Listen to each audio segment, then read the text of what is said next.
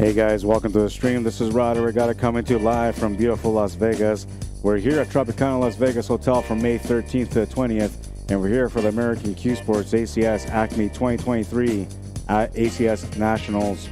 8-ball and 9-ball is what we're having here in this event. We're down to the last day. It is day 8, and we're moving into a big matchup. It is the Advanced Championship round. And, well, let's take a look at the schedule. So we've had the 9-ball singles done. The 8-ball Scotch doubles are done. The 8-ball singles, all divisions, those have all been done now. 9-ball teams have been done. The 8-ball teams is where we're at now, and the Sportsman's Second Chance is where we're at. That's all that's left here in the event today. It's championship day. It's a massive showdown. This match hasn't started yet, but we're going to get into this table. So we have Team PICKLE from Las Vegas, Nevada versus King COBRAS from Dallas, Texas. It's a big showdown, race to 13, a possible triple set. King COBRAS, if they win the first set, will go to our second set. If they win that set, they will go to the third set. PICKLE will have a chance to win this match within any one of those 3 sets. They just have to win once. A little bit of a showdown, a little bit of some pressure. More for King COBRAS than PICKLE, but I'll tell you one thing about King COBRAS. They've been going, man. They've been going hard all day. And, well, they're here for the showdown. They want to get their name on the plaque. They want the championship. PICKLE, a team that's won many times in Vegas. They are going to try their best to do it one more time here.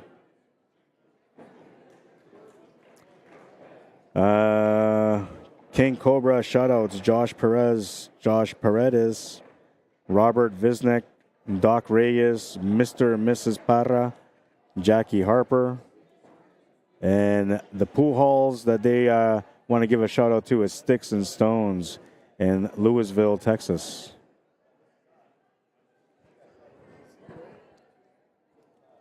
Oh yeah, baby, it is on. It is on. It is on. Now I need to ask you guys to help me share the stream because I am restricted from sharing anything. So I need you guys to help me out. I'd appreciate it if you guys could.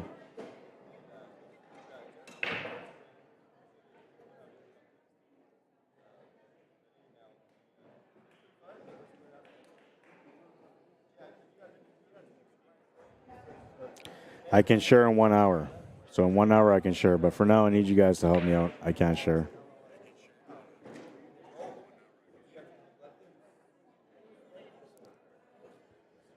All right, so it looks like rack number 1 is going. Rack number 2 is about to get going.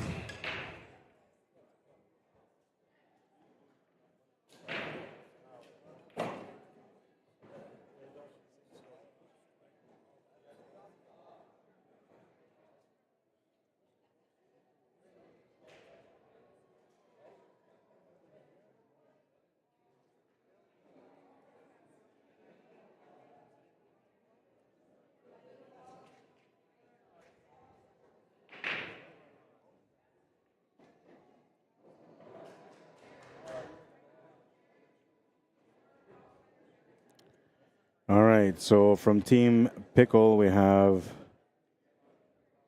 David Dattilo, Dick Pickle,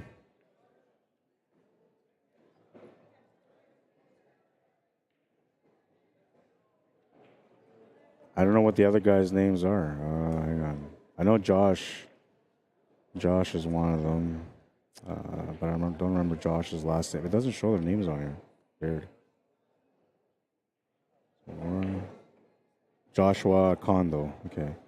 So there's one of the guys I don't know on that team.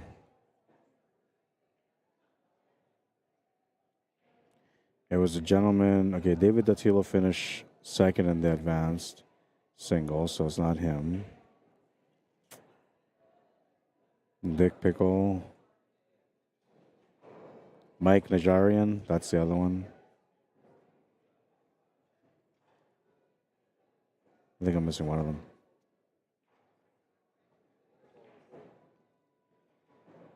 And from King COBRAS, well, they got, is it the same 6 guys? Ruben Adame, Robin Barber, Mark Johnson, Juan Parra Jr., Joshua Perez, Jesus Jesse Hernandez. Those are the names that are on the list. I'm not sure who's all playing, though. I'm going to take a picture of that soon. All right, so we're in racks number 1 and 2.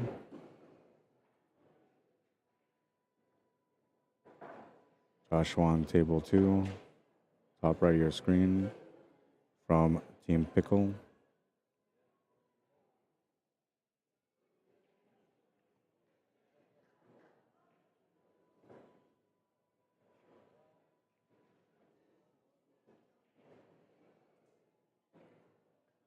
Makes the shot on the 7. He's got a shot on the 6 ball with a bit of a bump angle onto the 3 if he wants to open it up a little bit more.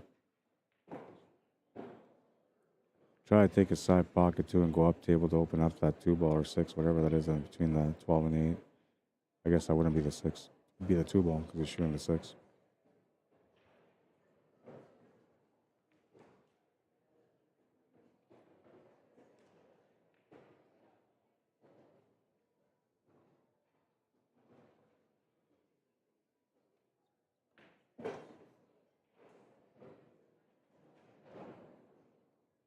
Looks like he's slightly out of position, so he's going to have to try to open up this 2 ball now. Or you can try to draw off the side cushion and get past the 8 ball on the right side. Should end up on the short side of the 4. That could work also.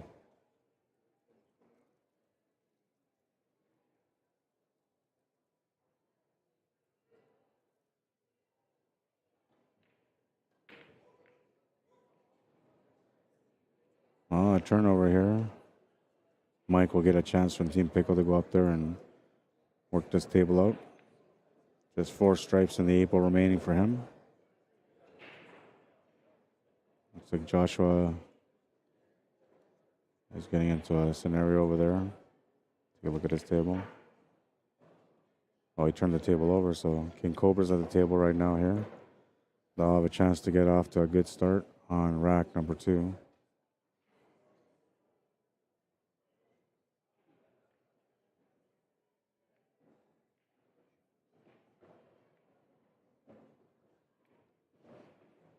Shot to the side is good.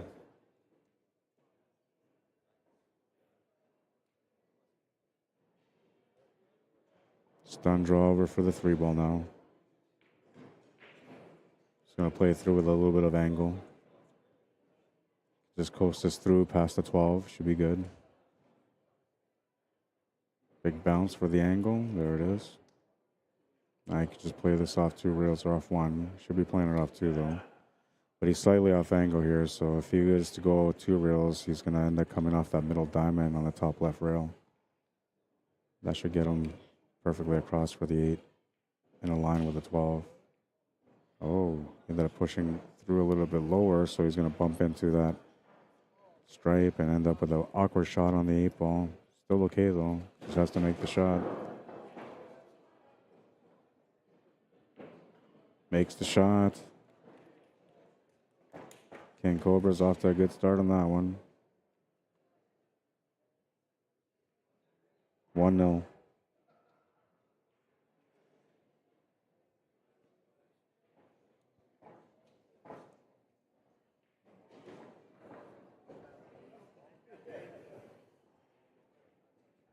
Mike from Team Pickle at the table right now.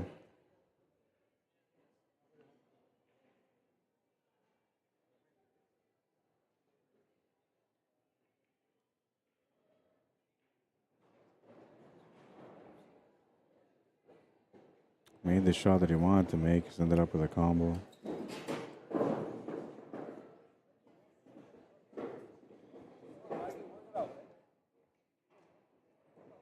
Let's see that shot again. Oh, yes, he had a bit of a back cut there. I thought he had the shot on the 12 ball, but he didn't.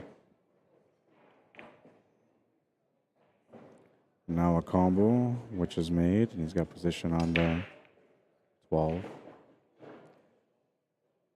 Needs to get down for the 8 ball. Can come off a couple of rails or just draw back. Likely he's just going to draw back here. And he does. To make it 1-all. 8 ball in the corner. He makes it. 1-0. Bring up table 2 now. They're about to rack and go on table 2. They're tied at 1, so the way it's supposed to go in a championship match. I gotta take a picture of the lines so I know who's playing.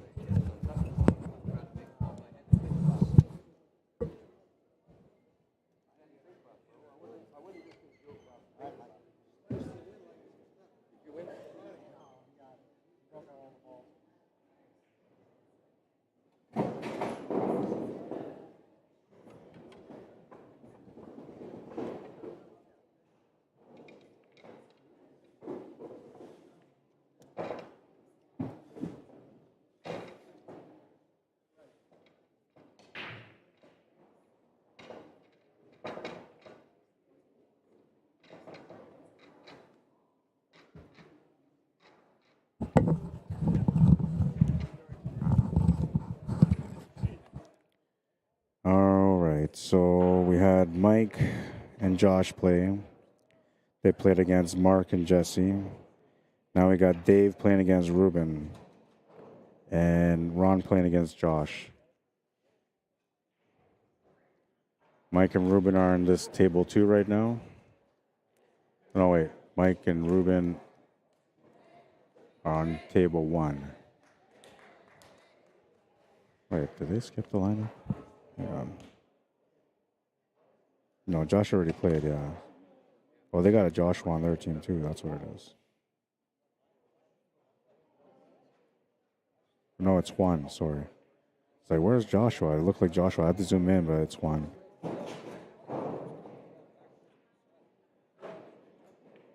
So Dave and Juan are playing. No, Dave and Ruben are playing.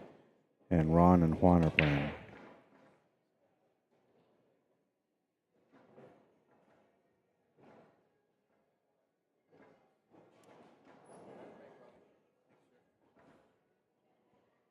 Smash and break on table 2. Smash and break on table 1. Table 1's got a nice break though. They got position for all the stripes, or sorry, all the solids. He's got to do more or less the maneuvering around the 5 and the 7, and yeah, that 3. Once it gets to the 3, it takes the 4.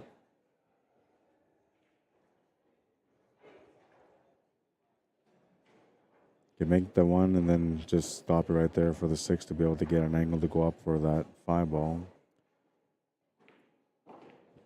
Ideally, you would like to get up to the 5 ball. He's got a shot at it right now, but he's going to take a look at the 6 instead. No, he's looking at the 5. He's got the option to get it out of the way. If he gets out of the way, it makes the table a little bit simpler, but then he has to find a longer shot, follow-up shot for the 6.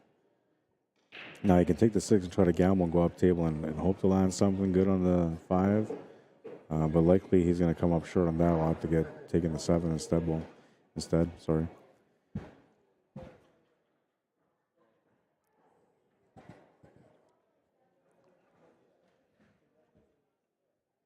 Yeah, it's better to take the 5 now. You can just draw right back for the 6.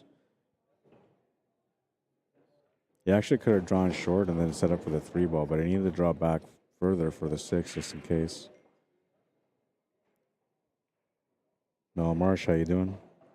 Samantha Jane, Baby Che, David Reyes, how you doing? Joshua Perez, Thomas Morgan, welcome to the stream, guys.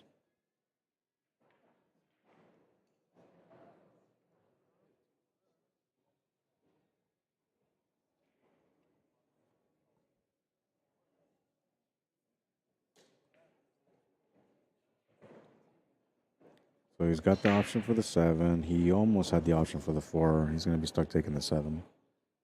So now the shave's going to be important. He needs to find out the pocket for the 3, where the window is. And it looks like if he just draws off that 12, the one that he's pointing at right now, that will land him there. And he's got perfect setup for that. You just got to watch out not to overpower it and end up sliding below the mark where you just marked.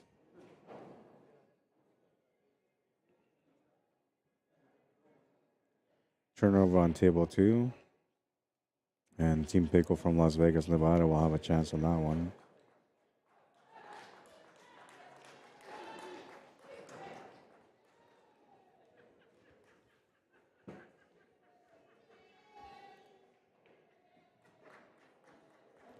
Keith Yowzer, how you doing? Says, thanks for the stream. Best regards to Gord Kerr. Gord is streaming the other match, but I'll pass on your message, Keith.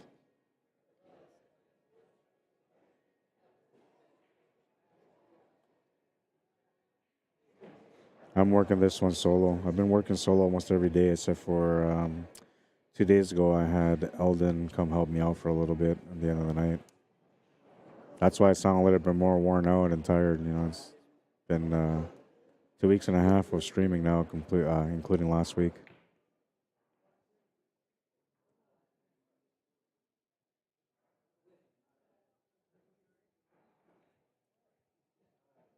So he's ended up short here, and I like the jump shot. I don't know if he feels comfortable with the jump shot, but the only problem with the jump shot is that the cuble's going to run off the rail, and then, you know, you might not get the shot on the floor.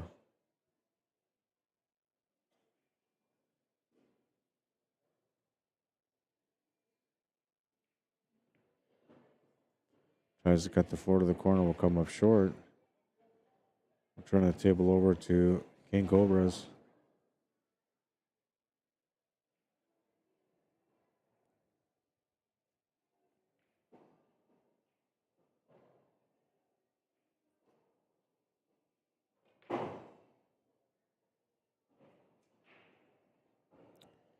Yeah, I'm not sure. We've been trying to go to Fremont every day, Keith, and we haven't been able to go yet. So I don't know. I haven't seen anything in Las Vegas. All I've done is just be in the room when I have to go to sleep, and then be in here when I've been working. And I've been working pretty much all day long every day.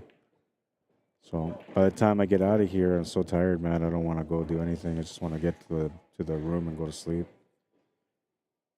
My wife was like, "Oh, you're gonna go out there and have a great time." I was like, "Probably not." I said, "I'm likely just gonna end up going to the hotel, staying in the hotel, and just working all week." That's exactly what happened. But I know better. You know, when I go out to work, I don't slack. I don't really take breaks. I don't abandon streams. So once I get going, I'm committed to my work.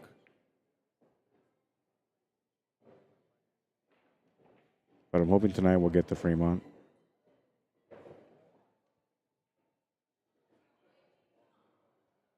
I was told to check out New York as well. They say it's a nice location. Um, I don't know. There's a few places I want to check out. So today if we can make it work for Fremont, I'll be going to Fremont. If not, then tomorrow I'll be checking out the strip close by here. I got a few hours before I fly out, so I'm gonna go and check it out.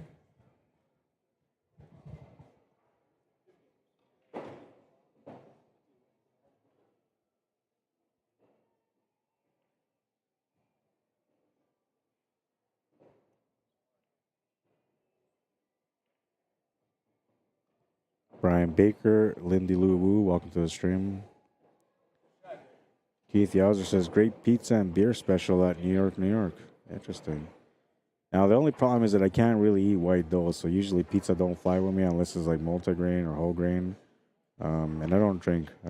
I thought about having a beer out here in Vegas, but I don't know. It's been too busy with work, man. Not enough time to enjoy even a beer.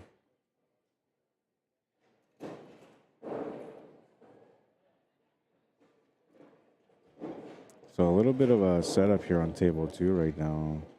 Not sure what they're waiting on, but they're waiting for something there on that table.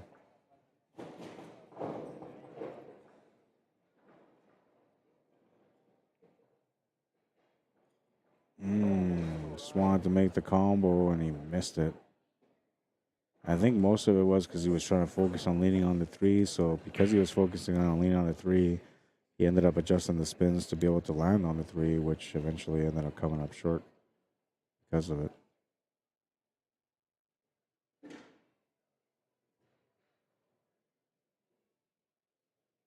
A really interesting leave here also because he's forcing his opponent to take on that 1, but he would like to take that 4 ball on.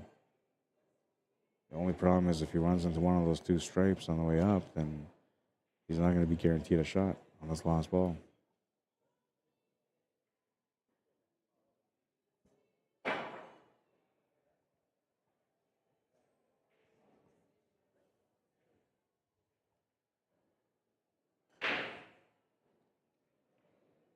Oh, wait, that's not the 1 ball, that's a 9. So all he's got is the 4 ball on this table.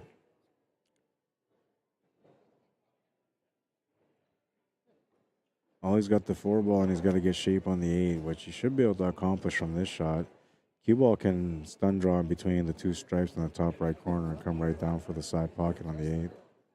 He's just waiting for somebody to shoot on the table right next to him before he can shoot.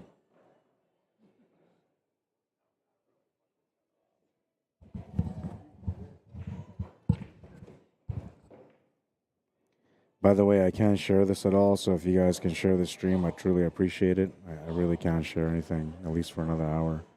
So I got to wait for this set to be over. Once this set is over, then I'll be able to share a little bit. But in the meantime, you guys are the ones that can get the people in the room to watch this match, especially the people that are from Texas or from Nevada or wanting to watch these teams go to battle in the Advanced Masters Division Championship match. It is set 1 out of possible 3 sets. Pickle needs to win just 1 out of 3 sets. King Cobras need to win all 3.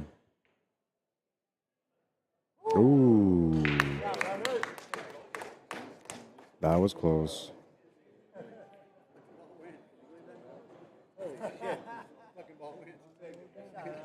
2-1, Pickle in the lead. I don't know, man. These guys got a lot of experience, both teams, so I don't know how it's going to go, but part of me feels like it's going to be a big battle.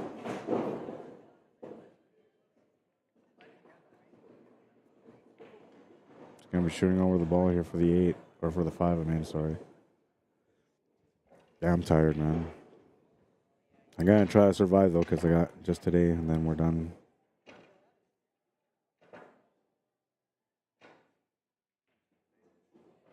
Good pace. Maybe too much pace.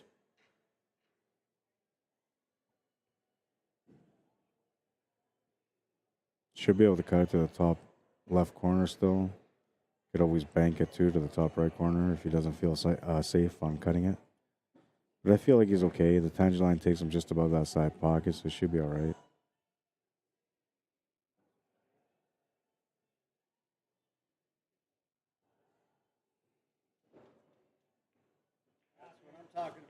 Solid finish on that one. 3-1. Pick on the lead by 2.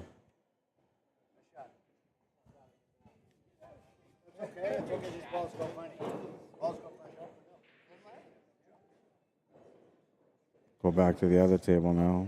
Well, we're going to be watching both tables the whole time, but they're about to rack and break on that one. Just finished breaking, actually. Makes a ball off the breaks. Got position here for a few options. Let me bring in the YouTube chat as well. Sorry, guys, I've been neglecting you.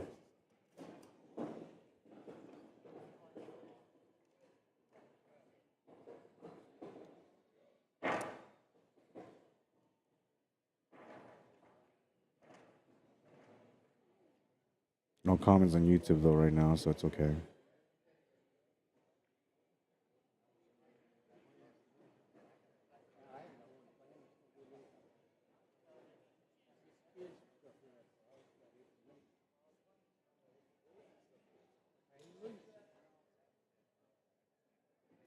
I'll bring that down for now until somebody interacts. So 4 racks in, and we got a 3-1 score. We're now into racks number 5 and 6.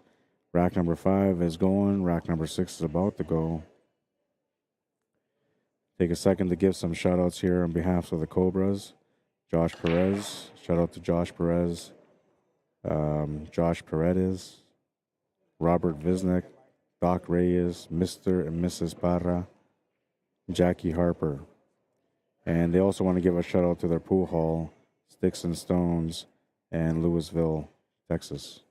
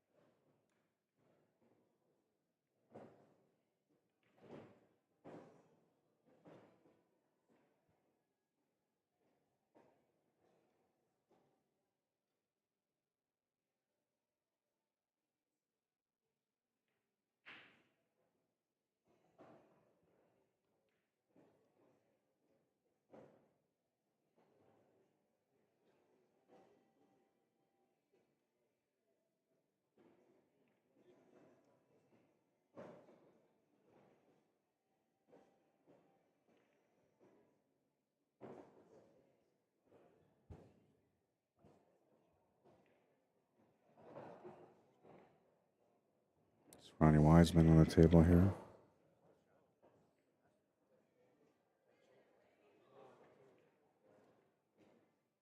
Legendary player. Lots of experience playing sets for money.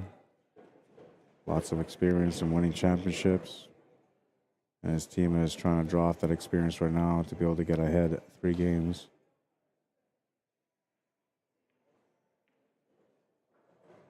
Ace to 2.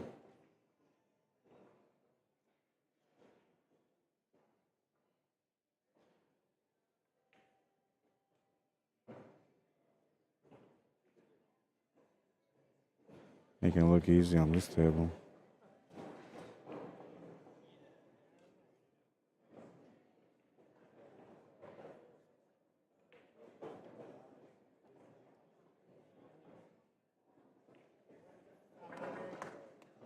Oh, Ronnie's going to win that one, 4-1.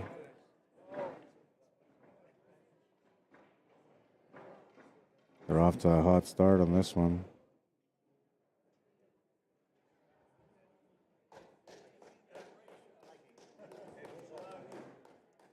Looks like Mike got out on that one, 5-1.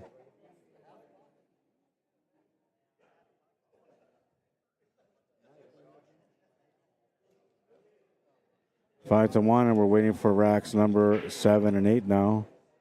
Off to a hot start. But the King Cobras have been battling. They've been battling all week, all weekend so far. And, well, they're not going to go away quietly. They'll put up a fight. It's going to be their breaking round next. So time for the momentum to change and go back their way. These kind of matches are always about momentum, and it's whoever recognizes momentum and rolls with it best are usually the ones that go through and win the match.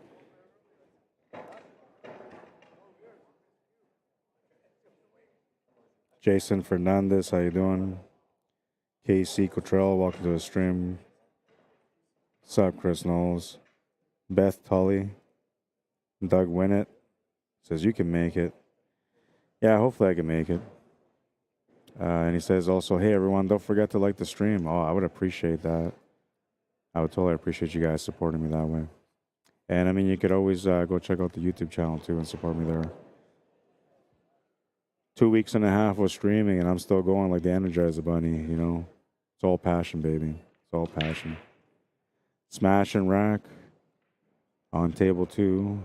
Makes the ball off the break. Waiting on table 1, so we'll go check out this one for now.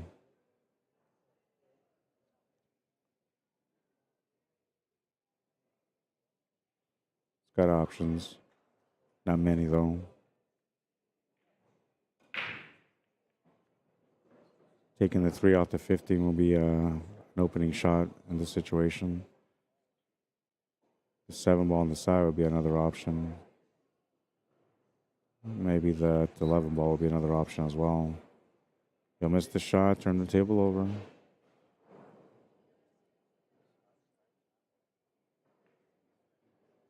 Table 1 so far. Looks like King Cobra's at the table. Bumping out the 15 to open up the 1.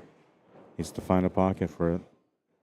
It does go to the right side middle pocket, though. So he does have an option. And he actually has an angle here to be able to draw off the 3 towards that 15 ball to set up. Or not 15, sorry, towards the 12 to set up for the 1 ball on the side next.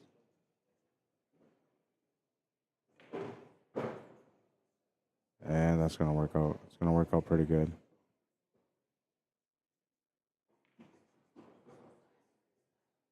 I think you should be trying to get set up for that 7 ball next to the bottom right corner, but because he's got to take this 1 to the side, the cue ball is going to lean towards that stripe that's sitting in the middle of the table, and that will give him an awkward cut on that 7.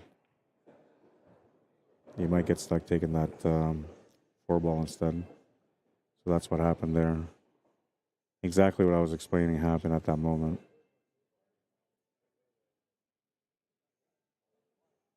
Needs to check off the bottom rail to the left side now for the 6. Wants a little bit of angle to get set up for the 7 ball. And he's going to end up in that bad spot. Anywhere before that, he would have been fine, but He's overrunning a little bit, and well, he's gonna have a tough time trying to adjust here.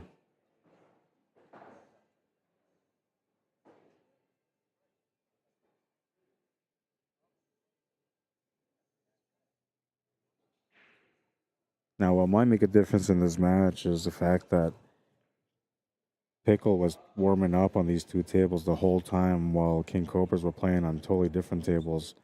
And so they were playing a strong game on those tables, but those tables play different than these tables today because we're down to the last day of the event. So they're kind of going into this match right now trying to figure out the table speed, how the tables play, and it's going to catch them off guard a little bit.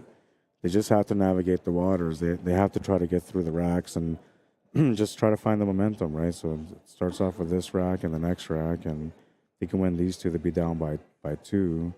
They get a chance to get back up and make it 5-5. By then, you know, they should have a good feel of the table already. And then things can really take a turn for them. But as of right now, they're just kind of more or less in survival mode and just trying to figure out how to get through some of the awkward shots that they're facing here on these tables.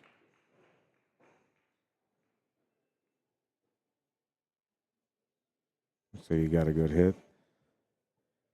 Left the shot here for Joshua on the stripes. And he's got a pretty good table, but he still needs to earn it.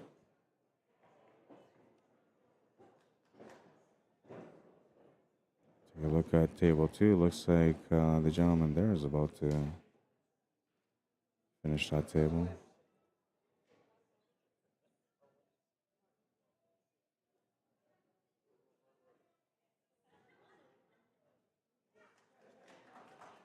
He's got to play perfect shape here for the 12 ball.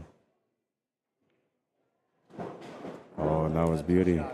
That was a beautiful shot right there. That's a money shot if I've ever seen one. He made that look elegant.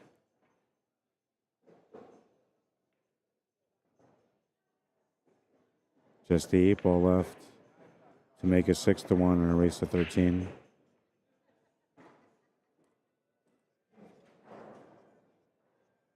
And he's going to make it.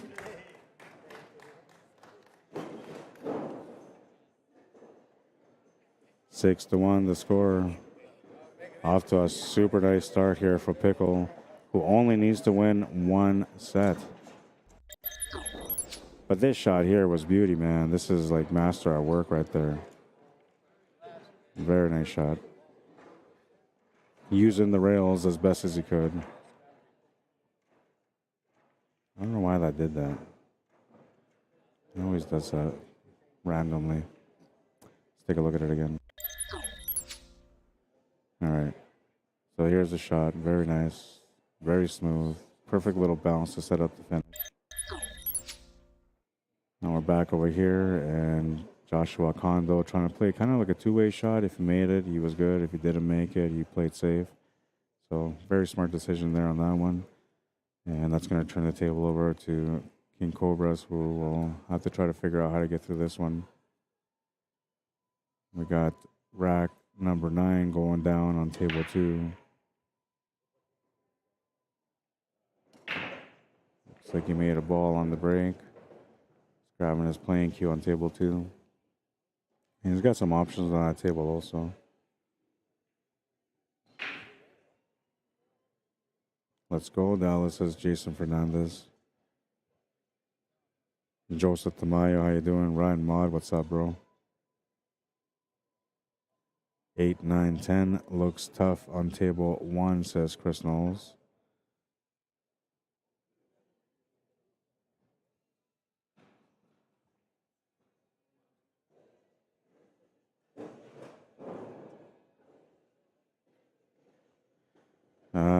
Chris Knowles says, hey, Rod, the YouTube video quality is poor compared to Facebook. Well, that's different. I'm not sure why. Let me go and take a look.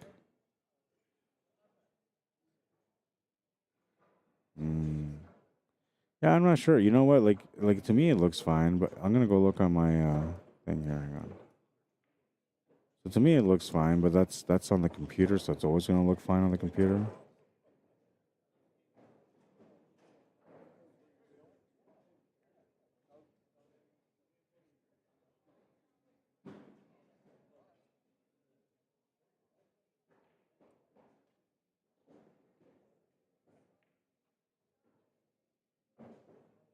No, I don't know, man. It's got to be like it looks fine to me, Chris. Looks fine to me on my phone. It looks fine. I don't know about on the big screen though. It may not look as good on the big screen right now, but it shouldn't affect anything.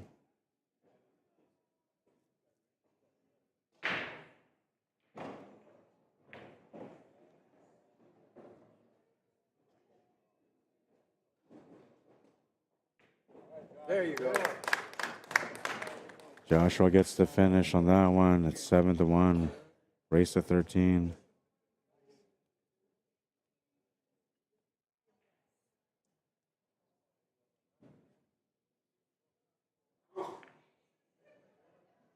Go to table 2 in the meantime. And by the way, I can't share the stream at all, so I need you guys' help if you guys can share the stream.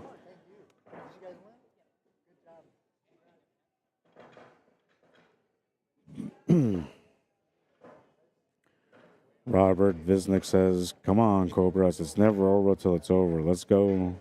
You're right, man. You're right. It's never over till it's over. You just got to keep having a fighting mentality, and you never know, man. I mean, you get one opportunity here, then you get an opportunity in the other one. Next thing you know, you're only down by 4, and then you're down only by 3, and then, you know, finally you find yourself in a match. Anything can happen in a match. I've seen teams come back where they needed, like, the other team just needed 1 win, and the team that was under needed like 6 or 7, and they came back to win it. Anything is possible in pool. It's just about the mentality and the approach from each player on the team.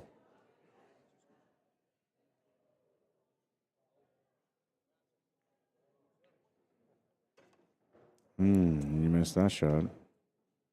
So there's a little window opportunity here for King Cobras to be able to get back on the scoreboard.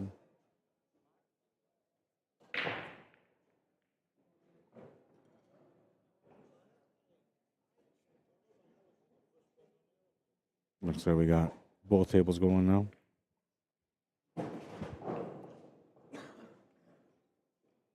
Peter Wood, Kathy Seacrest, welcome to the stream. Lan Decker, Maximilian, welcome to the stream.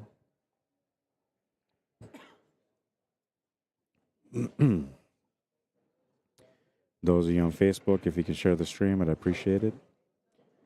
Those of you on YouTube, if you can share the link, I'd appreciate that. And if you found yourself by any chance, luckily you found yourself onto the stream on YouTube, then maybe you guys can support and subscribe to the channel. Trying to get to 1,000 subscribers, and the benefits you get out of it is you get a chance to watch the commentary that I do on pool forever. Wherever I do pool, wherever I go, I usually put it on my YouTube channel, so you guys have a chance to enjoy it from there.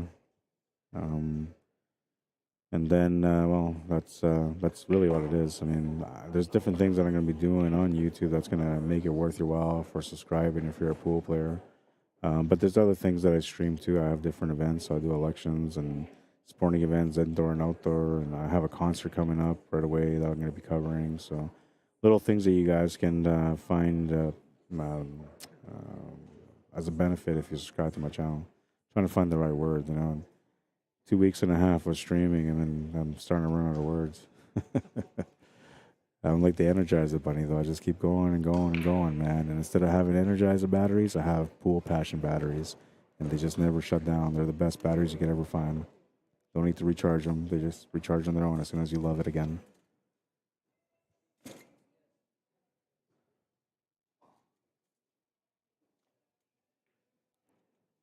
Makes the shot on table 2 for the stripes. Team Pickle on both tables right now. We got Ronnie Wiseman on table 2. No, sorry, on table 1. And the gentleman that I don't know from Pickle, he's playing on table 2.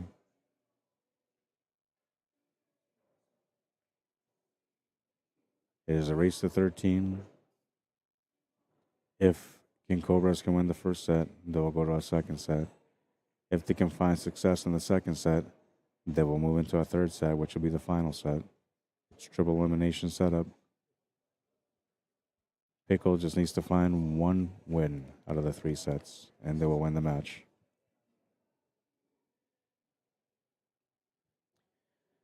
Dr. Q was sitting here for a little bit. I'm not sure if he's on lunch break or not, but if you guys are in the building, you want to get a chance to get an autographed ball or a picture from Dr. Q, you can do so. For those of you that usually watch Q Sports Live when I'm streaming on Q Sports Live, I'm going to have a chance to, I'm going to give you guys a chance to win something from Dr. Q. A couple different things, actually. And both are going to be autographs, so. One of them is going to be a cue ball, autographed cue ball from Dr. Q, and the other one's going to be an autographed picture. I think it's more like a drawing, digital drawing. I think that's what it is.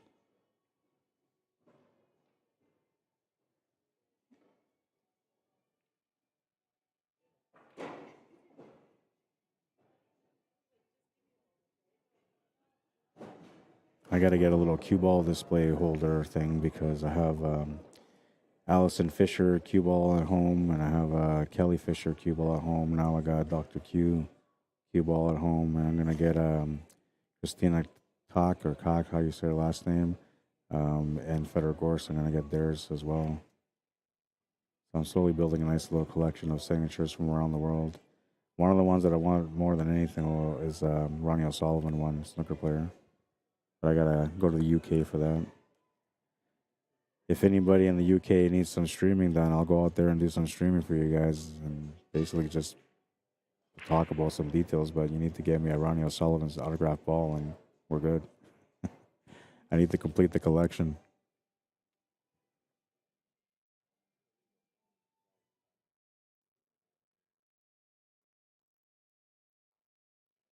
Makes the 5. Trying to hold pace for the 7 has gone a little bit too far.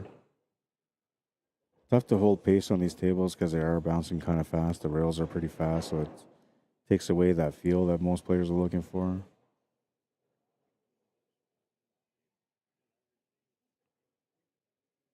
Bring out the YouTube chat, see if there's any. Oh, yes, there is. What's up, Brad? How you doing? This afternoon, Rod. Hope you're well. Thanks for the stream. You're very welcome, man. Kathy Roop, how you doing? Says, I'm here, Rod. Welcome to the stream.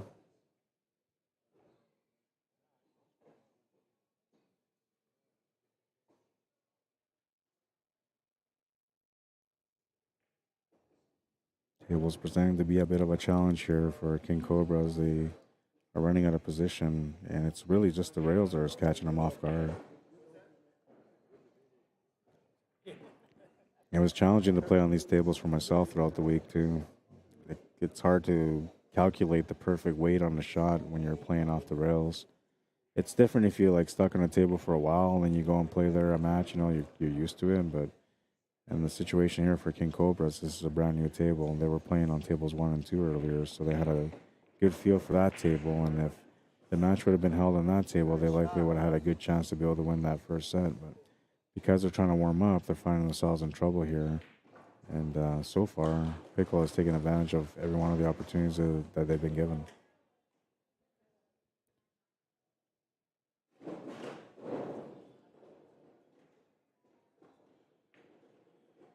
Great shot. They needed a big shot like that. It's a little bump, too. Needed that shot. They need some sort of momentum their way, and it looks like momentum's trying to build up for them. This is a nice shot. He was in super tight. Made it look like he had all the room in the world.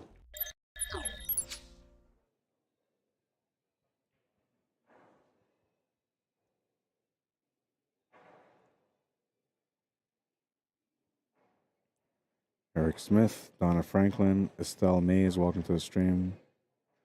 Christy Leos, welcome to the stream. Or Leos. Leos. It's probably Leos.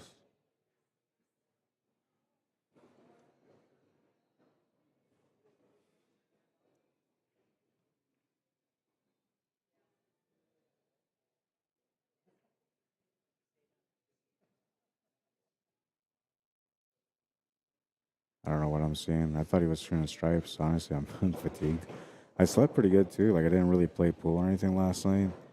I wanted to, but I didn't. So I'm not sure why I'm feeling so tired today. It's got to be just wearing down. That's all.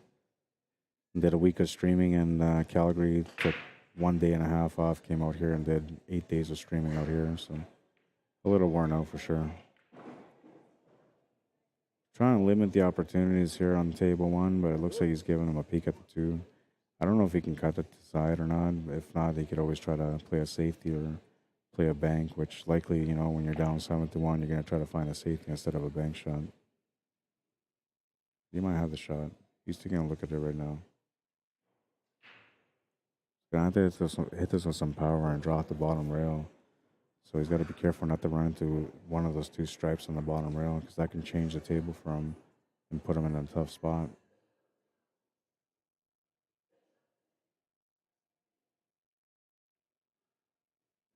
Kept it simple.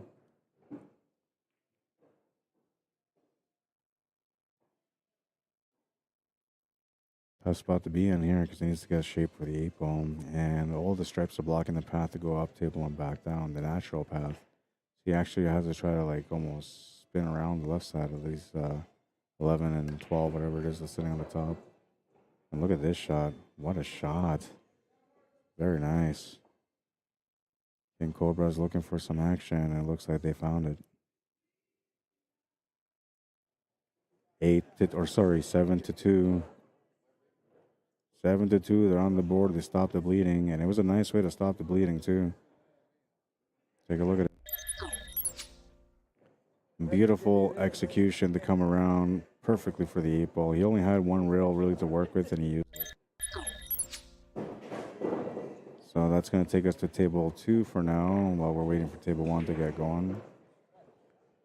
And we got King Cobras on this table. Looks like the momentum's trying to find them. They just got to find a way to get through it to be able to use it to their advantage. Lots of opportunities here. I'm looking at like a billiard shot. But I don't know what he's shooting. He could be shooting low ball. I'm looking at high ball right now.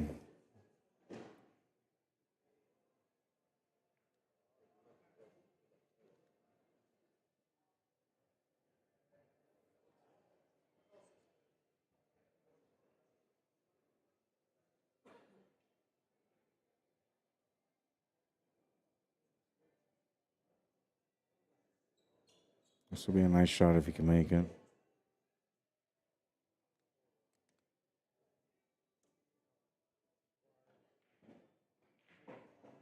Oh, he made the shot, but he scratched. Shows a little emotion on that one, getting frustrated with the table. He had a really nice shot. Deserved a reward on that one. Did not get the reward he was looking for.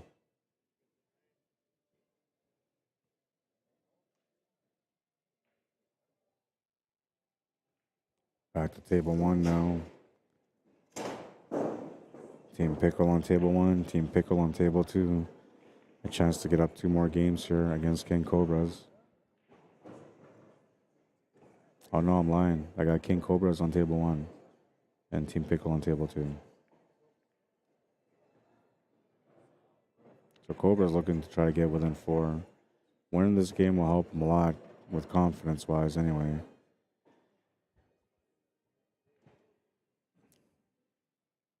And if they get a lucky turnover on table 1, then they have a chance to be able to, table 2, they'll have a chance to be able to get within 3, which right now it looks like the possibility is there. Take a look at that shot on that table because it's a tough cut that he's about to approach. You see here he's on the stripes. He's trying to take a cut shot, which will be really hard to do, and the bank shot isn't there, so he's kind of more or less stuck taking the cut. I mean, it looks like it's close to being there, available for a bank corner, but I don't think it's an easy shot. So I think the cutting is a little bit easier. Oh, and he's going to try, but he's overcutting it, and he's going to miss that 3 ball, which is going to make him scratch the cue ball. So there we go. King Cobras have a little bit of momentum going their way now. They just need a little opportunity, and they're getting a couple opportunities right now. I gotta turn this light on after. Just the 8 ball remaining there for the Cobras from Dallas, Texas. He makes it.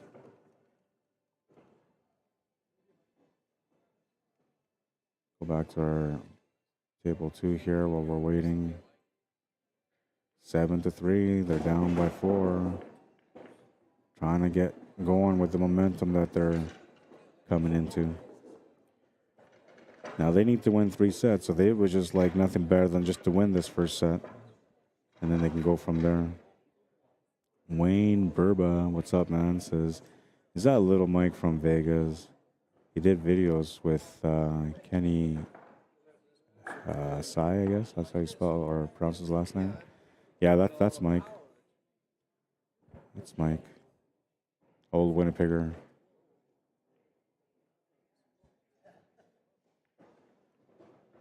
Butch Horvath, how you doing?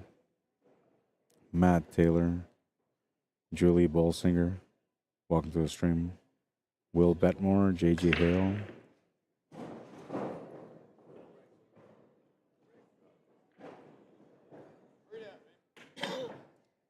Buried into the pocket, trying to find a finish.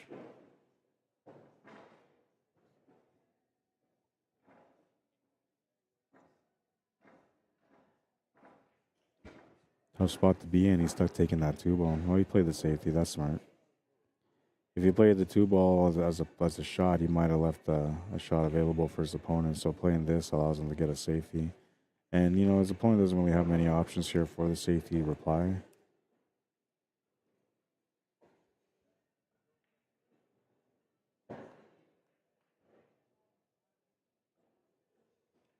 Got Joshua Kondo working on table 1. His team needs 6 games to win the set and to win the match on the first set. He's got a chance to help him get there.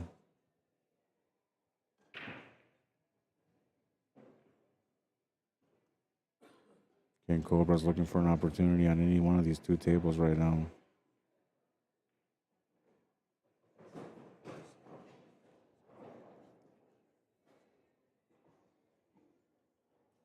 Yeah, he was corner hooked, Peter.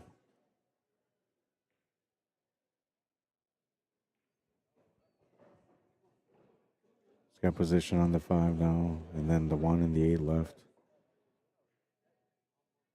He played a really strong game in the singles also. Showing a strong game here in this match.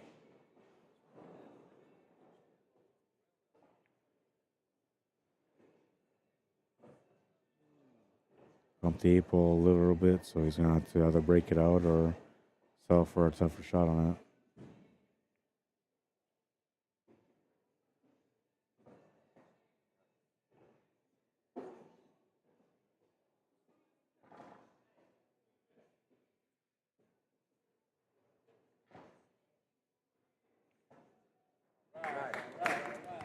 Makes the 8.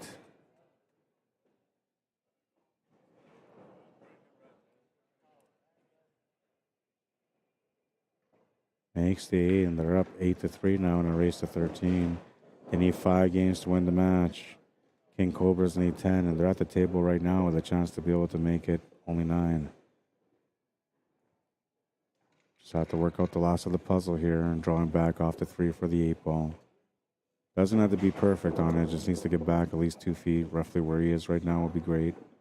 A little bit above that wouldn't hurt.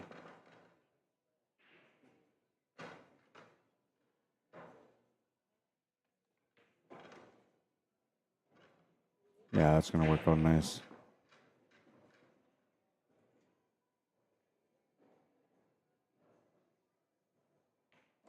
All right, so King Cobras are fighting back here. They're down by 4. Don't count them out, man. They came out here, you know, with the odds against them. They found their way back into the main match, into the championship round. And, you know, they're putting up a good fight here right now so far. Moving on to table 2 right now. And Pickle's going to be breaking here. Pickle being from Las Vegas, Nevada.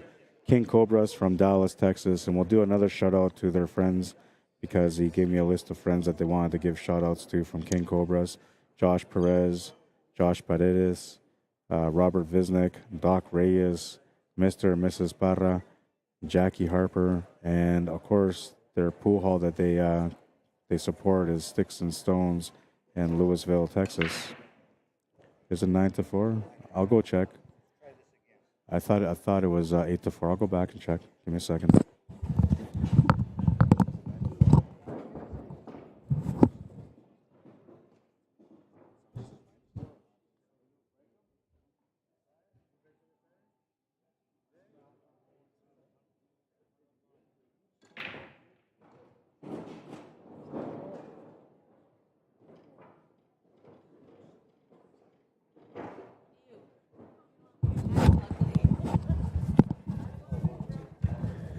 It is 8-4 in that matchup, so there the score is correct.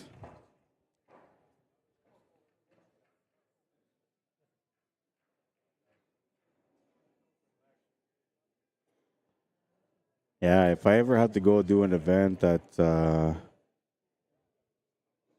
takes 3 weeks to do, I'll be like, well, I can do 2 weeks and a half. I don't know what's going to happen the last few days. Because so far, this one is day 8 of the second event that I've done back-to-back weeks, and I'm starting to wear out, man. But I think it all has to do with rest, you know. So my theory when it comes to pool and commentating and that kind of stuff, or watching pool on the side, is that our brains don't really understand that we're not at the table. Like when I'm looking at these tables and I'm trying to figure it out, the table is in front of me. My brain has no idea that I'm not on it. My brain thinks that I'm actually on it, and so it works the same way that it would as if I was on the table. And so that kind of wears me down a little bit at the end of the night. So usually when I play in like playoffs or tournaments and stuff like that, I will never pay attention to tables. I just kind of ignore them and just whatever, right? Just mind my business. And then that way when I go to the table, my mind is fresh, and it just allows me to play better than if I was overworked and feeling exhausted from overworking the brain a little too much. Just a little trick there for you guys if you're out there and you're thinking, man, I don't know what I did. I barely played. I watch pool all day. I come in and I can't play. Well, there's a good chance that your brain thinks you are playing. And that's the reason why you feel worn out. No worries, Chris Knowles. No worries, man. We're good. Carla Brown, welcome to the street. Scott Snyder, how you doing? Chris Knowles says, well, you played and streamed. That's a lot. Yeah, I know. It's a little extra, you know. I almost feel like I've been working all week long on my own. Oh, wait, I was. I was. If there's ever a next time, I might have to bring somebody to come work with me. I'm feeling tired, man. You take over the last one. I'll go to sleep. No, but I appreciate the fact that I'm out here. I'm only kidding. I enjoy being out here, and every day that I'm out here, I've been having a great time watching these players play. And the Americans have been awesome to me. Every one of them that I met, they've all been kind and nice, and we've joked around. We got to know each other from different areas, and it's cool. Most of my family are from the States, and most of them served in the Army. So for me, like, being out here is natural. I used to be out here all the time many years ago, and then I stopped coming around. It's been, I think, like almost 15, 17 years, some last since I've been around to the States. It's been some time anyway. And I've never streamed in the States either, so this is my first time streaming in the United States, and I'm fortunate and blessed to have the opportunity to work out here in Las Vegas for the ACS event. Which, by the way, they're a great organization. If you guys haven't had a chance to play an ACS yet and you're thinking, man, how do I get out there and play? Well, you got to find an ACS league and get sanctioned, and then you can come out and play. For those of you in Canada, you just got to find a CCS league and then just sign up for that, and that will allow you to come out over here as well. 8-5. That was a nice run out for them. Cobras within 3. Told you, man, momentum's turning. I can see it. I watch so much pool. I can see when the momentum's turning. 8-5. A chance to be able to get within 2 here. Austin Spanner, how you doing? Or Spanner Austin. Hi from Ireland. Welcome to the stream, man. Carl Pearson says, punching good, Robin.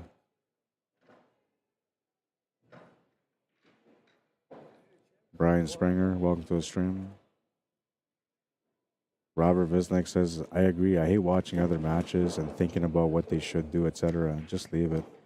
Yeah, I know. And so a lot of people don't understand that, right? Because like most of us don't understand the brain, the human brain, how it works. But the human brain, the way it works is, for example, if you're going to go grab something from the table, your brain already processed the whole process of it. So all you're doing is what the brain told you to do. But because you think you're in control of the brain, it feels to you like you just controlled all that. But the reality is the brain controlled you.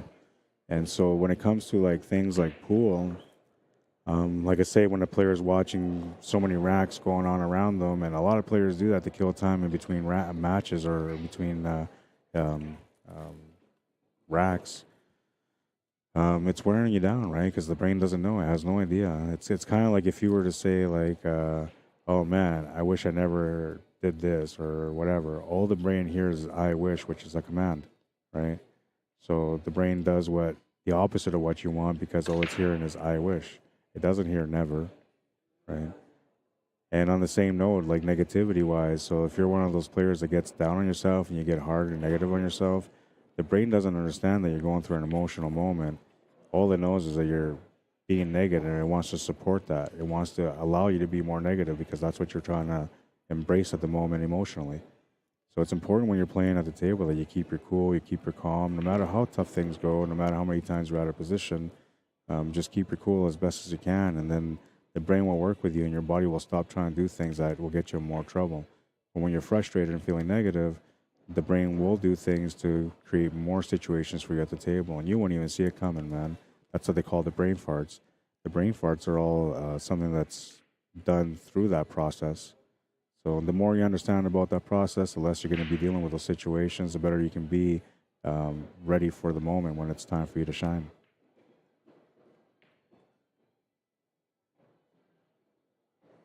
Easy now. Perfect shape. Just needs to figure out the 8 ball. And this is a good chance for them here to get within two. Ronnie Wiseman on the other table right now trying to work it out. Looks like he needs to figure things out here right now. So we'll go over to table one. You see Ronnie shooting right now from Team Pickle. They can sense the momentum turning. They can also sense that, if they don't stop the bleeding now, it's going to get into a really crazy matchup. And as they go through the racks and eventually go through another set, the pressure will start switching over and Pickle will feel a little bit more pressure than they should. So they would like to get this done in this first set. But it's looking like this is going to be a battle. It's looking like this is going to be a battle. Let's go back to the other table. Just the 8 ball here now. Makes the 8. They're down by 2. Putting up a fight from Dallas, Texas, all the way out here in Las Vegas, Nevada. Back to our main table. 8-6. They're down by 2. And they're at the table here. A chance to get within 1.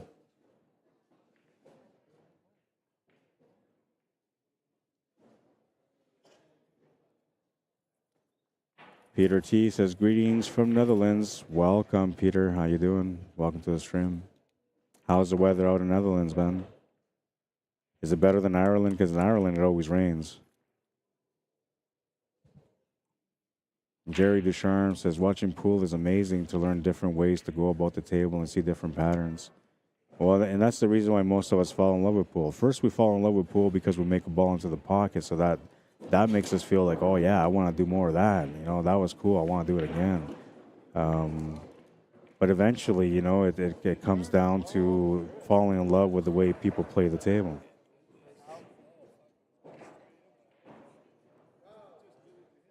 Bad roll on that one.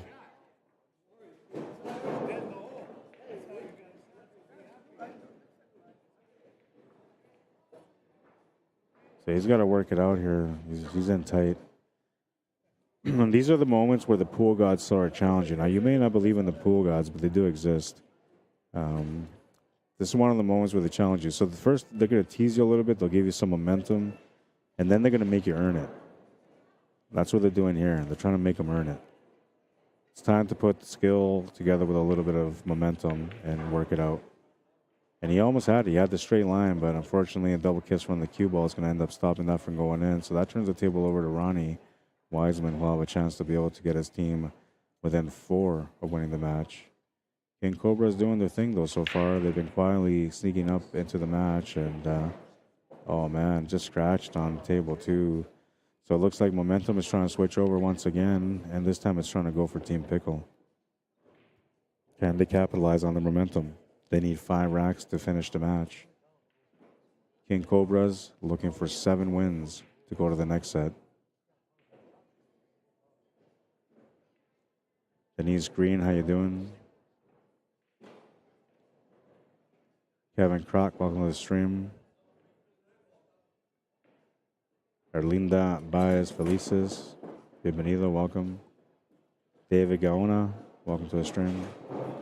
Keith Yowzer says, when you all go down to Fremont, Hennessy's Tavern on Fremont, good seating and beverages. I really never went down to Fremont and stayed at Riviera for BC APLs when Riv was still up. Ronnie's going to win that game. Go to the other table now. Just a little bit of an unfortunate roll there because he was looking good to be able to continue the run for Cobras, and then he got that bad roll. That changed everything and forced him to take that bank on that stripe. I mean, that's not what he was trying to do.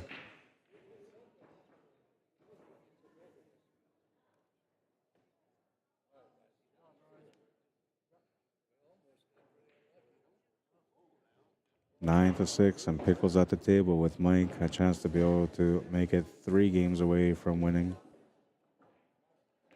He's a cool fella at the table, man. He doesn't really show any emotion or expression, and when he's shooting, man, it looks like you owe him money every shot.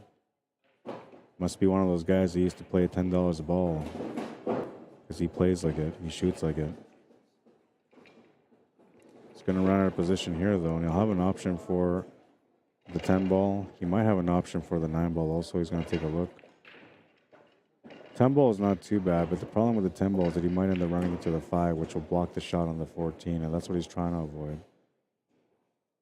The only way to avoid it completely is by hitting the 12 or 10, whatever it is next to the 5, hitting it fairly thin on the side while using all the spin to get above and around. But even then, it's not going to be guaranteed that he's going to get a shot on that 14. He might also end up running into it, and he ended up getting worse. But he just took the shot to open up the table a little bit more. And he's still okay. He's got the shot on the 9 to the corner to the side. He just has to figure out where he wants to hold position for the 14 ball.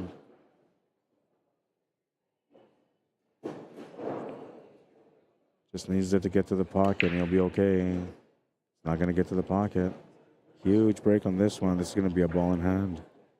So the momentum has not left the Cobras. They have a chance to get going here. Though the table's been turned over on table 1, and Joshua Kondo from Team Pickle has a chance to be able to help his team out a little bit. Cobras on this table have a bit of a challenge. The 2 balls in a tough spot. The 7 and the 1 are a tough spot. You need to open things up, and you can either open up the 7 and the 1, or you can open up that 2. Yeah, I was going to say, I'd rather open up the 7 and the 1 because the 2 ball can be opened up with a 4, or it can be opened up, or you can get to it from the 5 if you decide to leave it there. But that 7 and 1, they don't have any pockets, so you have to find a pocket for it. So what he did here, he just played a safety, which is a smart shot. You know, he took away the options, but he's left Mike with a cross bank option.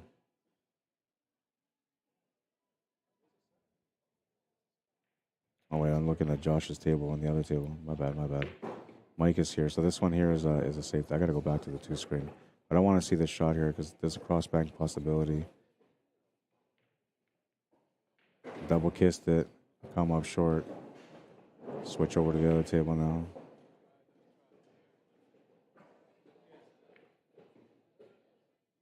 Joshua looking good for the finish here. No real problems. The 9 ball will be the finish ball for the 8. Fillable positional play now.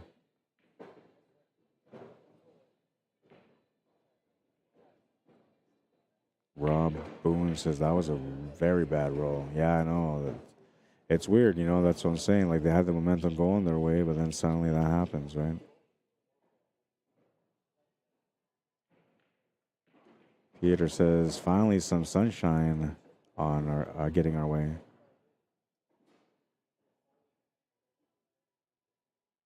I have a couple people that tune in to watch from Netherlands or from Ireland. They always say that it's raining out there. Makes the 8. They need 3 games to the win now. 10 to 6. Switching over to table 2 now. And Mike from Team Pickle has a chance to be able to get his team within 2 of the championship win. Needs to find a shot, though. We're going for a miracle play on this one.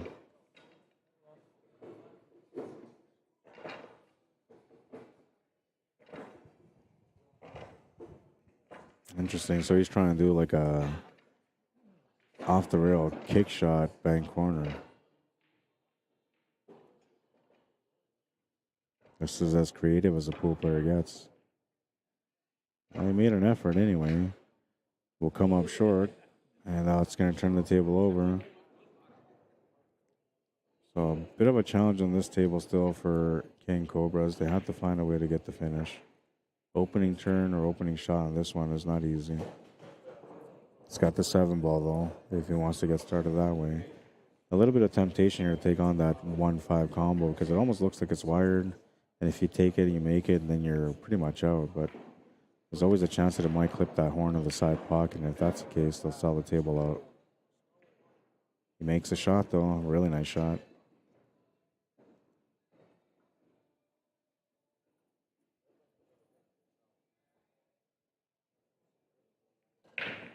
Makes the 7. By him making that combo, he simplified that table completely. Made it a lot easier.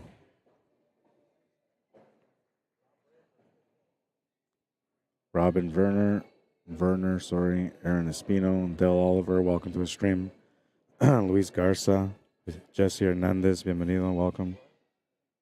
Leanne Wiedenfeller, welcome to the stream.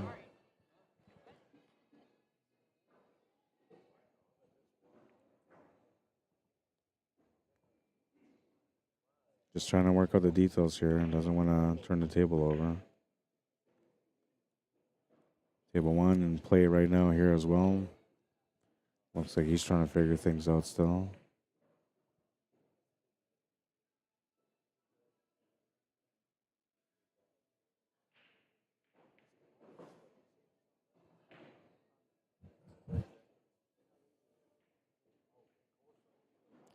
So now just the 1 to 3 and a positional shot on the 6 to the side. That should get him within 3 again.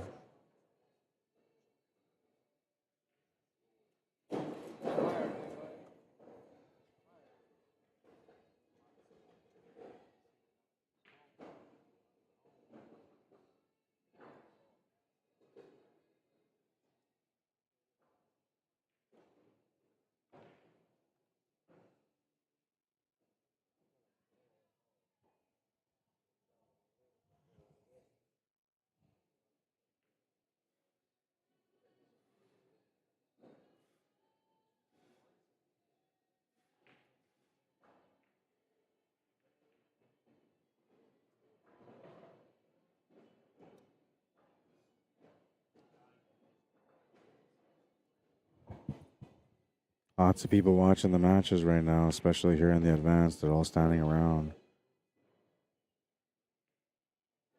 Makes the shot to the side. Pretty good position here for the 8 ball. Just has to keep his cool and composure on it. Makes it to the pocket. 10 to 7.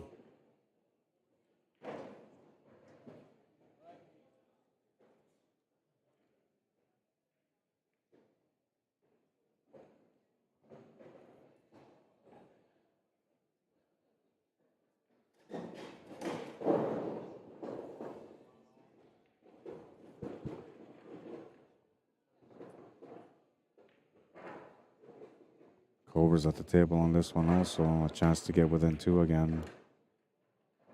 Needs more pace on it though. It's going to end up tight on the shot.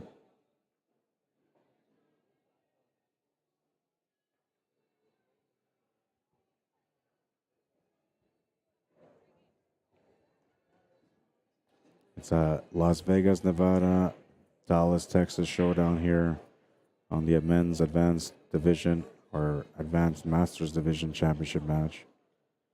I know they call them advanced, but these guys are all masters, man. The way they're playing, they're all masters.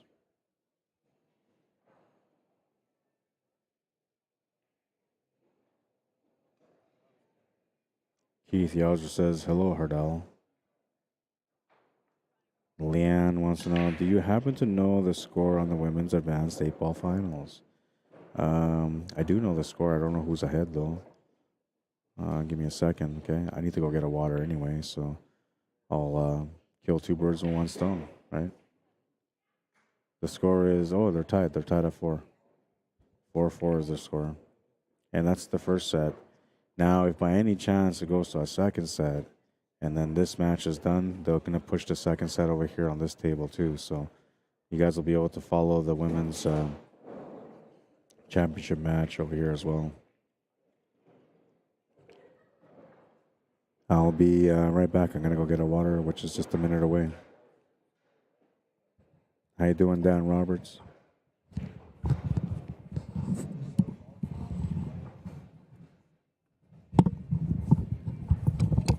Actually, I'm not going to move yet because they're about to make a shot on this table, and I don't want to interfere with it. And I also don't want to miss updating the score if he makes the shot and gets onto the 8. It almost feels like he's got to play shape for the 8 ball on top. The 8 ball instead of trying to play for the top left corner. Play the shape for the bottom left corner instead. He's going to try to play it from below, and he's going to get tight on it. He should try to play on top of it because he's in really tight. They're going to call a ref on this one.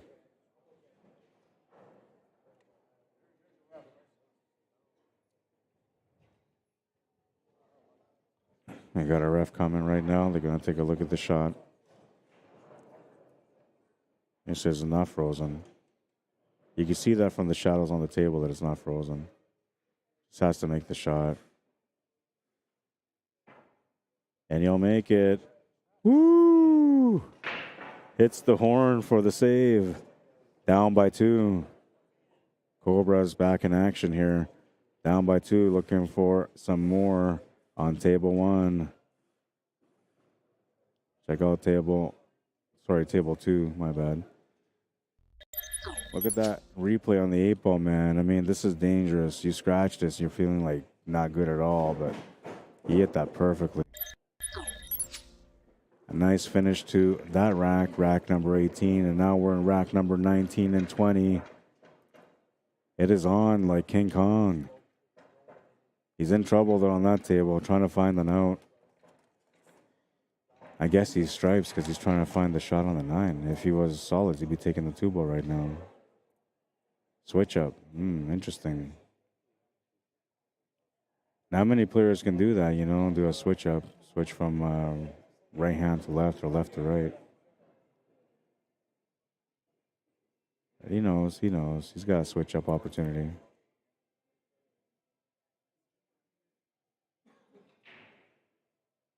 Well, at least he hit the ball, so that's good. But he didn't want to give an opportunity here for Team Pickle, and he's giving him a chance. See what happens on the other table here on their break.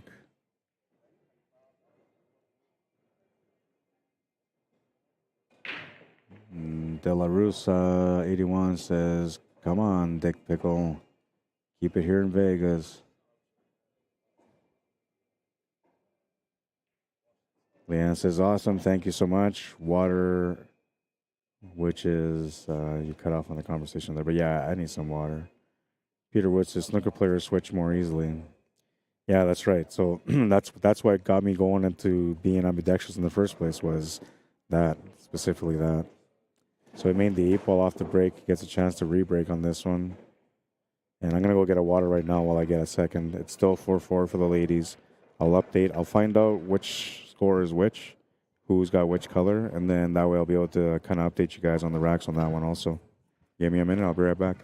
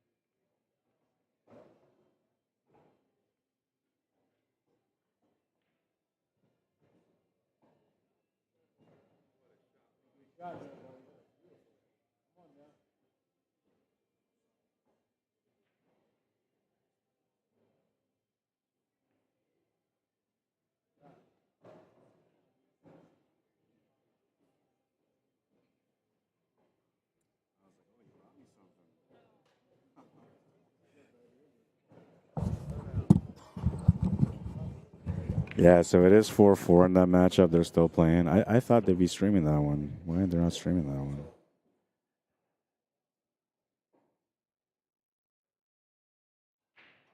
Oh yeah, they are, but there's no commentary. Oh no, wait, they're not. Oh yeah, no, they are, but they're just not doing a commentary.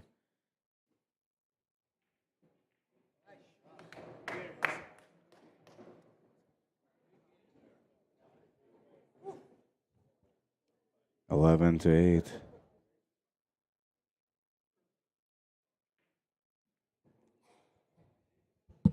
That was your guy that just won, right? So you guys are 11 to 8, 3-point difference, and well, the Cobras are on table number 1 right now, trying to get back within 2.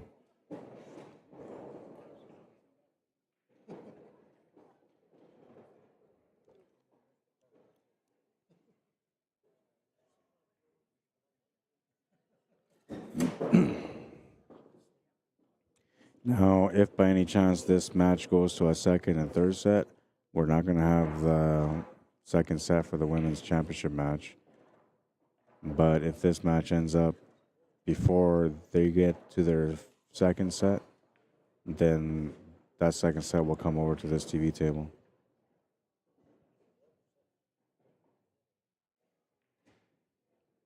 Carl Pearson says, Mark, damn it, you now owe me 4 lost heartbeats for the equal jack-up shot. Yeah, I know that was a really nice shot, though. There you go. Cobras are down by 2. It's battle time. We're in the crunch time moment of the match. It's a race to 13, a possible 25 games. We have 20 games down. 21 and 22 are coming up right now, leaving 3 racks after this. It is showdown time. It is closeout time, or it's catch-up time. Destiny will decide which way that's going to go. Break on table 2. Looks like he made a ball off the break, and he's got an opening shot. That's Mike from Team Pickle. Cobra's breaking on the main table here, and we'll go back to table 2 in the meantime while we're checking out the scene, waiting for that rack to get set up. Come on, Kondo, says De La Russa, sorry. I know I said De La Russa too. I don't know why I said De La Russa.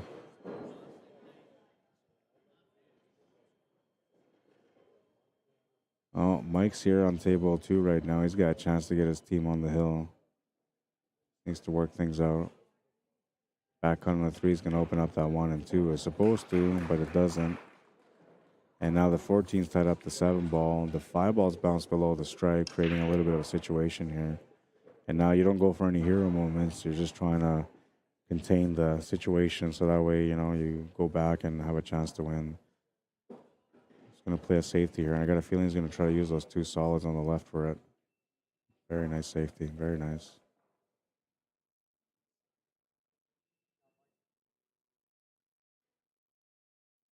Still give him a peek at that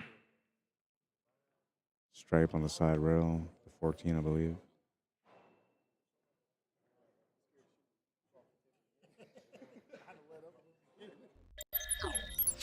This was a nice little smart, creative touch shot. Natural angle.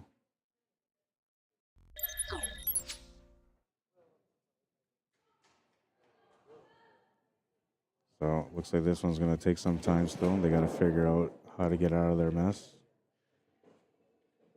So I'll go back to the 2 view, and here's table 1. We got Joshua Kondo on the table right now. It's La Russa, not De La Russa. Well, you got a D in the front. That's not my fault, man. I just read your name how it was, but okay, I got it. La Russa. I'm good with it. Appreciate the correction. Samantha Jane, Baby Che. I love you guys. My kids are probably watching too. Hi, Eliana and Noah.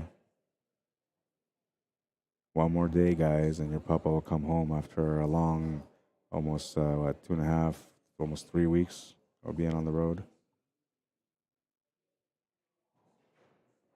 Been on the road so long, it feels like I'm a pool player.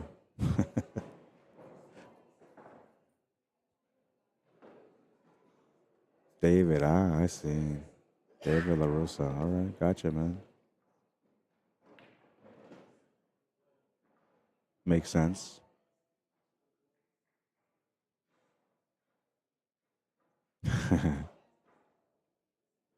Yeah, I like to have fun too, man. I joke around a little bit.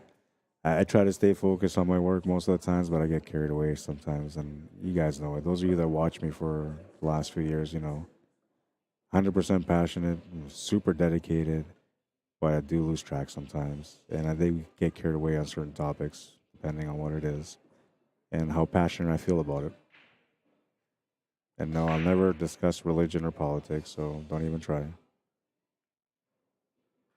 Those are the two things that you should never discuss, no matter what: religion and politics. Anytime that somebody opens that door, you just close that door right away and say, "See ya, man, I gotta go." There's no room for it. Nobody will ever agree. No matter how much you love each other, you'll never agree. Oh, and don't ever say no to your wife. That's a no-no. Never. Doesn't matter what she wants. You just do whatever you can for her, make her happy. You want to go play pool tournaments, you got to make her happy. Or better yet, train her to play pool, and then you guys go on trips together, and then she won't mind at all.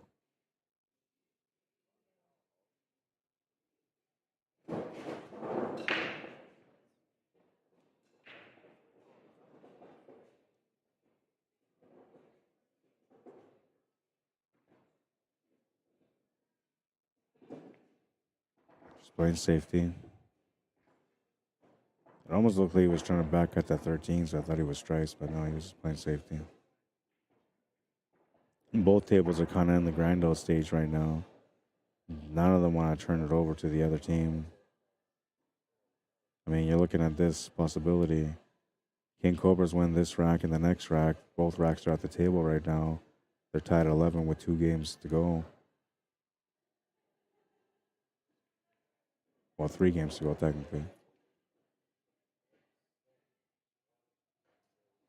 And if Pickle wins and the 2 racks that are at the table right now, they win the championship match in the first set. So it's grind out time. You're not hill, but you're thinking like it. Every decision you make at the table affects you and your team, so you got to be careful with it. And that's why these players slow down instead of rushing in. Turnover on table number 2. And looks like King Cobras are at the table there now. So they're on both tables, a chance to be able to get tied up here.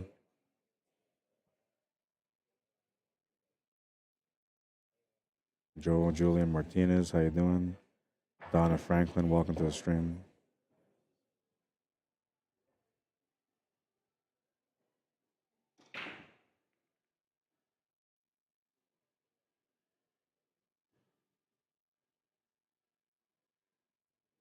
Five, 4 right now between the ladies.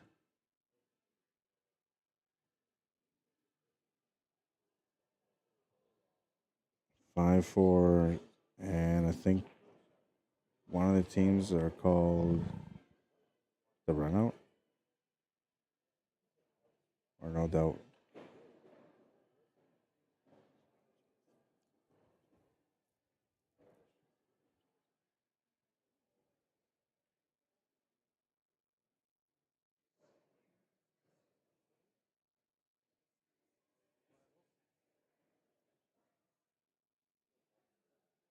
Every choice is crucial here.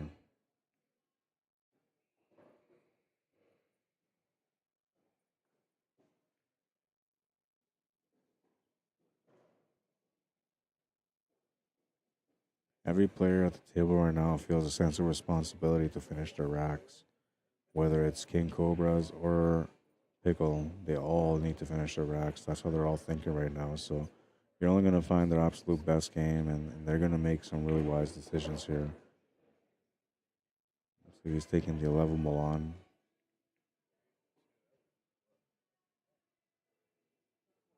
Ended up running into the 14 ball. So that kind of worked out a little bit, but he's left a shot on the 2, so it's not extremely a safe leave. It's just a decent leave. The 3-ball's tied to the 9, so Josh needs to figure out how to get that 3-ball open, and he doesn't really have a lot of room for that because everything else around there is not going to work for him to get the breakout except for maybe the 1. He could maybe try to get a breakout with either the 6 or 4, but that's all about having the perfect position with the cue ball to be able to get the angle to go across to open that up. And then even if you do, you need to find a follow-up shot after that, which right now by COBRAS taking over that top left corner with the 11 ball really limits what they can do with it.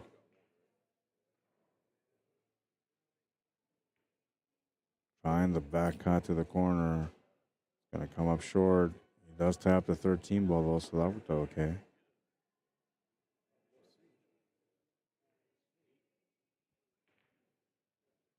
The Hideout. Okay, so that's who's in the lead right now, the Hideout. I'm not sure if that's the name of their team, but they're wearing the Hideout shirts.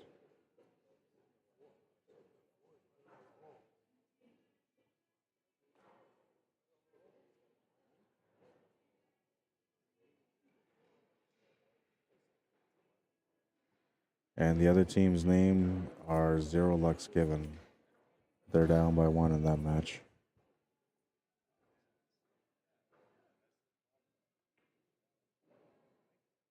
He was trying to make that ball to the side pocket and he didn't make it. So that was a really smart plan that didn't work out. And now, well, Joshua will get a chance to be able to make this 3. He can also maybe make that 2 ball right now. And if not, then he can just make the 3, drop back into that 13 ball and open up the 2 ball from there. It's actually a little bit better if that 2 ball does go to the corner. He doesn't have to break it out. It's actually better to play off the side cushion on a 3, come over to the left for the 1 ball. Then from there, depending on the angle you got, you can drop back into the 7 or try to get above it. But the 7 doesn't really have any pockets. You have to break it out. He's looking for a pocket there.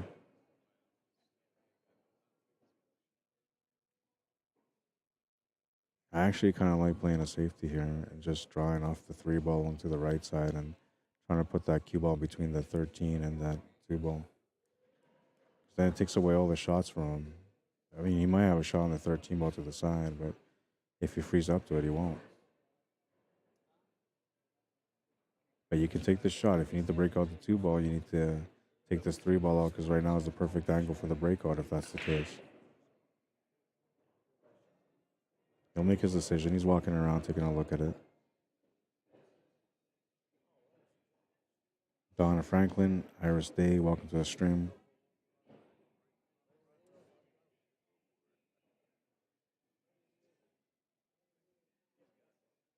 Trying to work it out. Check out table 2 right now. Looks like he's jammed up against the strike.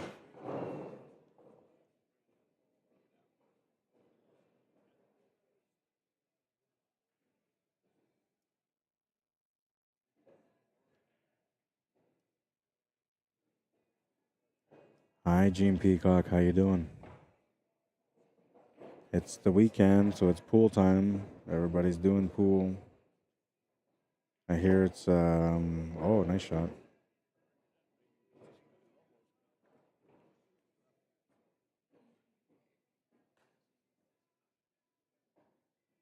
He still has to work this out. I don't know what he's going to do with that 7 ball. That's where all the work is, 7 ball. If he had a shot on it, he would have taken it already. But he doesn't really have it.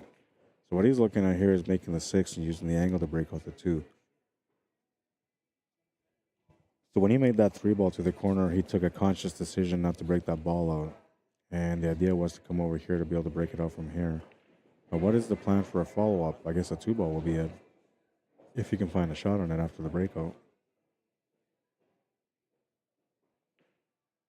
He's going to miss the shot for the breakout, turns the table over, and a little bounce off the horn. Oh, it almost helped him out. Just left him a little tight. You can hear the clapping in the background. It's championship day. That's how it goes in championship day. Looks like Mike from Team Pickle has a chance to be able to win his rack. We'll go over there and check that out real quick. It's got just the 5, 7, 6, and 8 remaining. Bounce off the rail is going to be too much, though. And he's going to come up short, but he's got options. Got an option to bank the 6, an option to bank the 7. He likes banking the 6, and I think the reason why is because the natural tangent line after the shot is going to take him towards the 7 ball above it. Oh, he went to the corner instead. I thought he was calling side. Really good effort, but he'll come up short. And so Cobras with a chance to get within 1 now on table 2.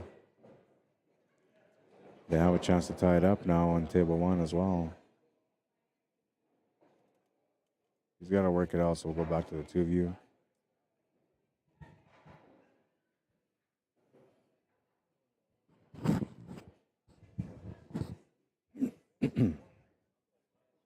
Oh yeah, I got some water. I forgot about that.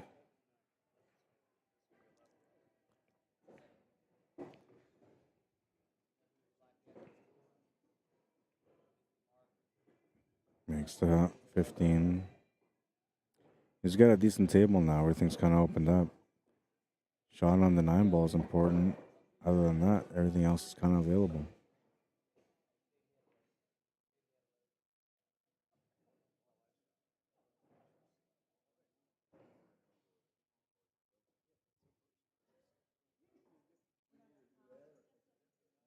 Check out table 2.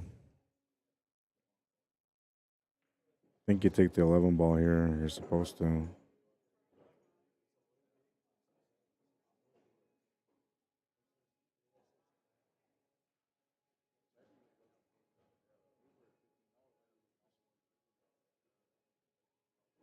Yeah, so here he needs to pick one of the 2 remaining stripes, or 3 remaining stripes to be the next shot. And because he's flowing through the shot, he actually needs to pick one of the ones that are in the bottom. Either that 11 or the 10 or 12, whatever it is that's sitting there in the bottom right corner.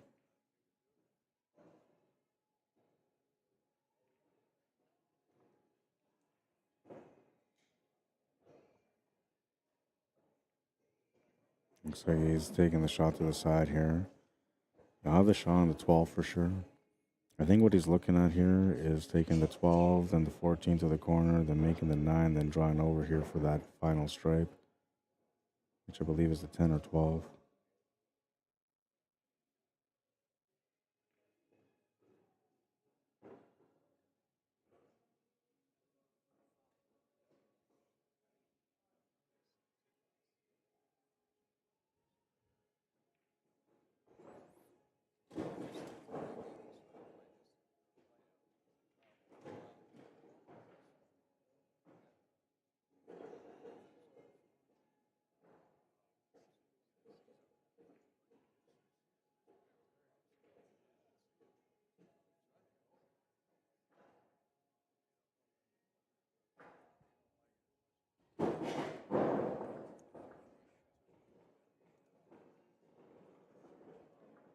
I'll switch over to this table now because I got just a couple of balls remaining plus the 8 ball.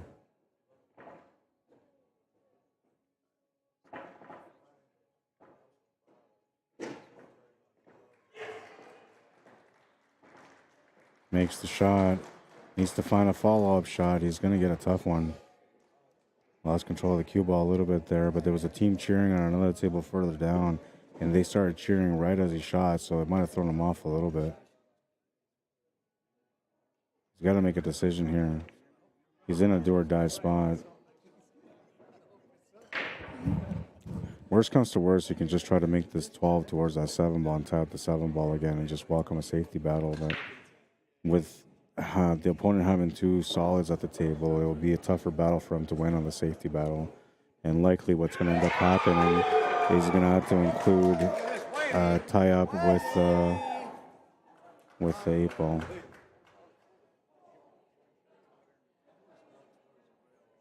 Man, he was about to scratch on that one too. On table 1. Just the 8 ball remaining, I think.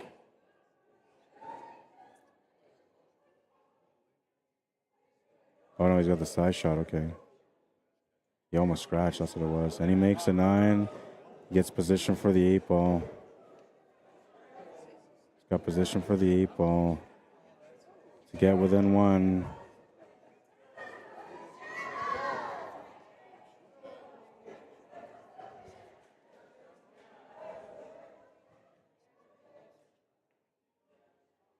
Make the shot to the corner. They're down by 1.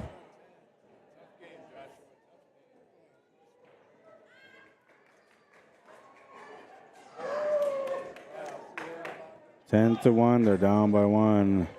A chance to get tied up on this one, but he's got to find a solution. It's going to take a very, very nice shot for him to be able to get out on this one. It's going to take an incredible safety for him to be able to win this battle. It's either a big shot or a big safety, one of the two, and he's got to decide which way to go. Now, even if he was to play the stripe towards the 7, he'd end up leaving the cue ball in a straight line on the right side cushion. His opponent can still play the shot off the 6 and bring the cue ball off the top rail off the right cushion back into the 7 ball, which would be the checkmate move. So he's got to be aware of that. I actually don't mind what he's thinking here, like taking the shot to the corner, you know, and then you block the pocket a little bit. It's a little bit better, and if you make the shot, you got the finish. But it's a tough shot.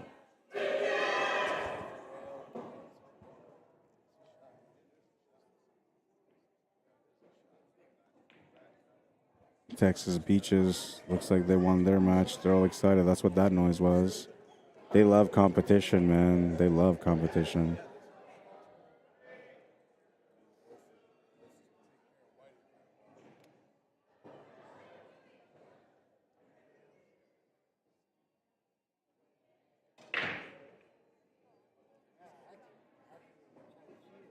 Hey, what up?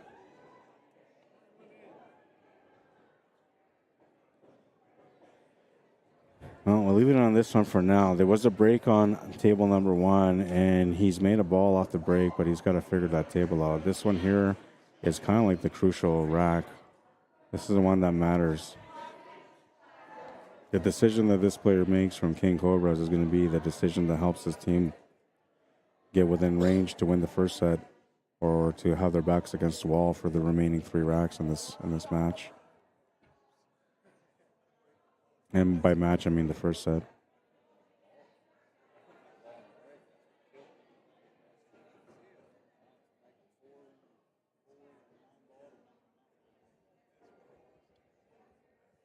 Yeah, tough decision to be on here. I'm not sure what I would do in this situation. I think I would like to welcome a safety battle, but it's going to be tough to get out in that safety battle. And if you try to roll that 12 to that 7 ball, then you're going to have to eventually bump that 8 ball in there too.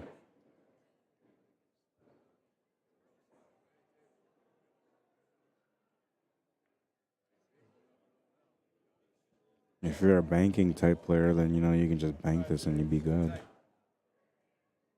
So Cobra's at the table on table 1. Take a look at that table real quick while we're waiting here still. Oh man, and he's got a pretty open table here. So Cobra's with a chance to not only tie up the match, but a chance to be able to get ahead by 1.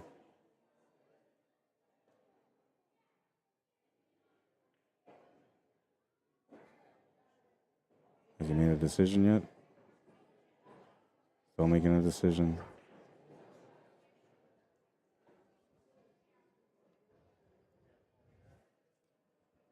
Robert says adrenaline pumping. Oh yeah, that's for sure. That's what happens in that situation. Out of the way, Bar and Grill. How you guys doing? Roland Ironman, Fred Anzavino, welcome to the stream. Chris Noel says cut to the corner is the best shot in my humble opinion. I think so too, you know, because if he cuts it to the corner, like he'll block the pocket if he doesn't make it. But the problem is, like, if you cut it to the corner, or he's going to go for the side, and oh, he missed the shot. He missed the shot, and he left a little bit of a tester there for Mike from Team Pickle. So let's go over there and check out the scene. Can he get the finish here, or will he turn the table over? Now he's got to make a very good decision here also, because the position on the cue ball kind of challenges him a little bit. He's got to make the 7. He's got to get shape for the 6. And if he misses the 7, he's going to give his opponent a shot on the only stripe that he's got left. So he's got to make a decision, or he's got to make a good shot. And he's going to miss it. Oh, no. And a bump on the stripe to ensure that King Cobras have a chance on the stripe to the side pocket. Momentum swing again.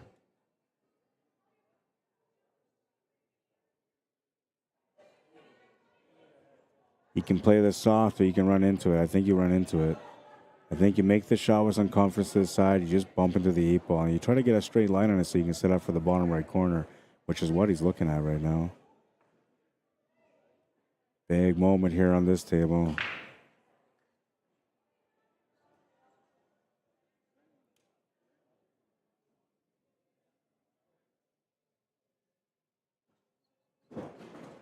Makes the shot. He's going to bump into the 8-ball, but he didn't get the bump that he wanted. Oh, man. And now the moment of truth again. He wanted to try to bump gently into it, and because of it, he's ended up with a funny shot. He missed the bank early on the stripe, and now he's looking at a similar bank. A little bit earlier, he had that option to make the cut to the corner, but he came up short on it instead because he went for the bank. And this time around, well, he's going to look at this bank again. It's a little bit more natural, though. A little bit more natural. It's about a half ball contact bank. A touch of lefts just to make sure it goes to the pocket. He's going to overplay it, taking over the pocket, though. Smart shot, smart shot. Hit it with enough pace for a two-way. Let's go to the other table. Cobras on this one. Just a 13, 12, and 8 remaining. He's shooting over the ball, though, so that's a challenge. And he's, like, in the pocket, double challenge. Very uncomfortable to get your hand in there for this one. He could take on the 12 ball if he wants to, but it's going to be tougher for him to get the shape on the 13. So if he takes the 13 and makes it, that gives him the out. That's what he's looking for here. And Mike made a crazy shot on that one. Get in there. Wiggles its way in. Cobras with a chance to be within one if Mike ends up making the shot on table 2. But he's got a tough challenge too over there.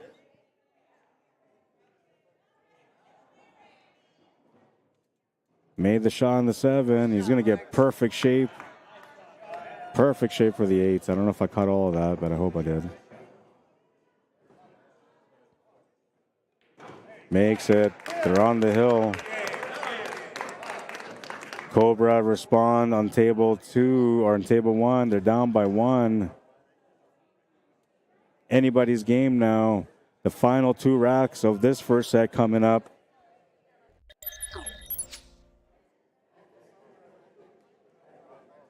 Perfect shape for the 8-ball. Absolute perfect. And now to really appreciate that shot, so first you got to look at the small table because that's where they were on. You'll see the tough cut that he made to get up there. And he went off the rails. Like, this is a snooker shot, if anything. But look at the small table first at the very beginning of this highlight, and then look at the big table with the finish, okay? Pay attention to the small one. It's coming up. Perfect cut on the 7-ball, and then he comes around for the shape on the 8. 12 to 11, 23 racks in, and we got a 2-game remaining situation here. Pickle from Las Vegas needs to win one of the 2 racks for them to win the match. King Cobras need to find a way to win both racks here. It's grind out time. It's run out time. It all depends on the break time.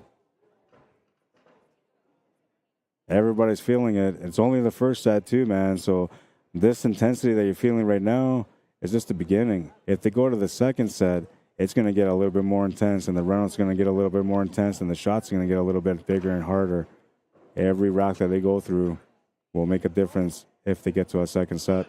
Ron, just play. I think he's overthinking it. Yeah, just play, Ron. You got this. Yeah, it doesn't matter. Just play.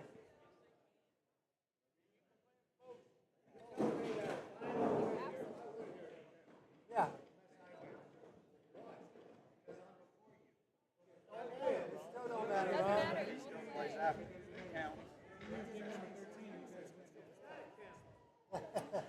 They're discussing whether or not to wait for the last rack or just to play it out, but they should be playing it out. It doesn't matter. Like, I mean, if one of the 2 tables ends up winning for Pickle, it's over, right? So it doesn't matter if, you know, I think if anything, by leaving it down to 1 table, it just adds extra intensity and pressure onto the rack. And so that's what both teams are saying. Like, just play it out. Just play it out. Multi-Yapple says, good game. La Rosa says, Mofo was taking longer than Jeff Gray or me. Oh, you haven't seen me play, man. I take long, too. All right, so we got a break on table number 2 and a ball down. Cobras with a chance to get tied up here. We're going to wait until we see Ronnie's break. And then we're going to blow up table 2.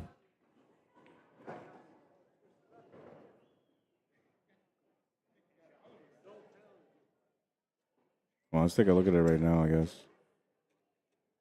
So let's analyze this table real quick. Looks like he's got a really nice open table. Sol is looking amazing. He just has to keep his composure and try not to overrun the cue ball or underrun it. In this case, he's okay. Go back over here to watch Ronnie Wiseman break from Team Pickle. Put some extra punch on it. Come on, he says. Something go in. And nothing down. Cobras with a chance to close out the match.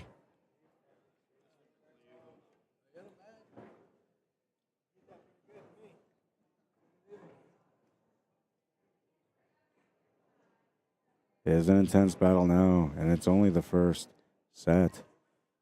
Imagine how crazy it would be if these guys end up going 3 sets. The intensities. So Cobras on this one still looking good. 5, 1, 2, 3, and 8 all available. Just has to keep his cool. I actually like, taking the 1 ball here. If that's the one. Yeah, that is the one. I like taking the 1, then the 5. But I think what he's thinking about is the angles. And the angles work a little bit better if he takes the 5 first and then the 1. We're going to go back to the other table right away, but this table is pretty open. The other one needs to be earned, so it'll take a little bit longer. So now he's got the position for the finish. Just needs to make the 3, come off the rail gently, off the side cushion to be able to set up for the 2.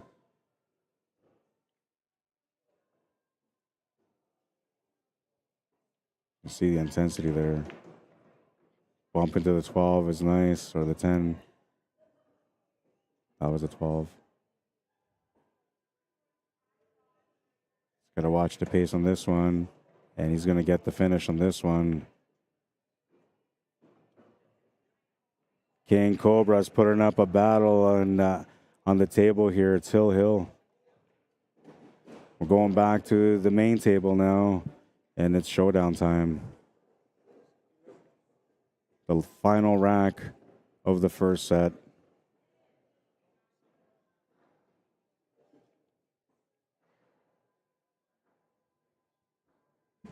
I don't have the shot on 6. My bad.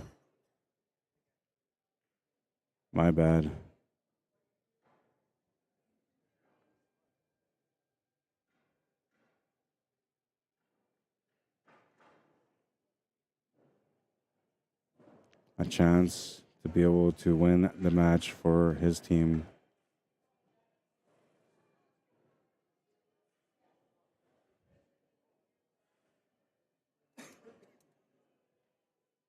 So he's in super tight now. He doesn't really have the shot. He's gonna have to do a jump shot.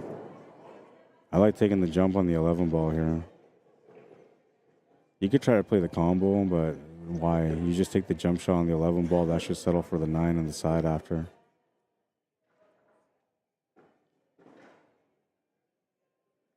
Is he trying to play the combo? Might be. Oh, man. Yeah, I like the jump shot there a little bit better because the pocket was sitting or the ball was sitting over the pocket. As long as he jumped over clearly, he would have had the shot on the 9 after that. And keep in mind that 3 ball wasn't there, so he would have had the shot to the 9 for sure. But he's turned the table over to Ronnie Wiseman, and now Ronnie Wiseman was going to try to draw off his experience as a once pro player. He'll try to figure out how to get the finish here. His biggest problem is the 5 ball. The 7 and the 1 are a little bit of a problem, but he can get that open. The 5 ball is going to be tough. And, well, he's got to clear out that 2 ball sitting on the top rail, which doesn't help him for anything right now. So a chance here with the 3 ball. He might actually be able to open up. Well, I don't think so. But it looks like he might be able to try to open up that 1 and 7 ball. If he creates a little bit of distance between them, he might be able to create a different breakout angle for that 5 ball. It looks like for that 5, he's going to end up with either having to break it out or having a tough cut or having to bank it. So that's really where most of the puzzle is on this table is the 5 ball. And now he can't afford any mistakes either because Cobras have left the 9 ball over the pocket. A little bounce here. So now you have a chance to play into that combo if he believes the combo goes. He's taking a look at it.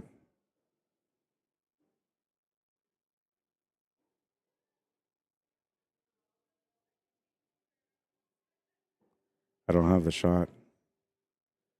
If I save the replay, then I'll have it, but I didn't save the replay on it. I'll take a look at my last replay anyway, but I don't think I saved it. Yeah, that was the last one. So I don't have the shot. I apologize.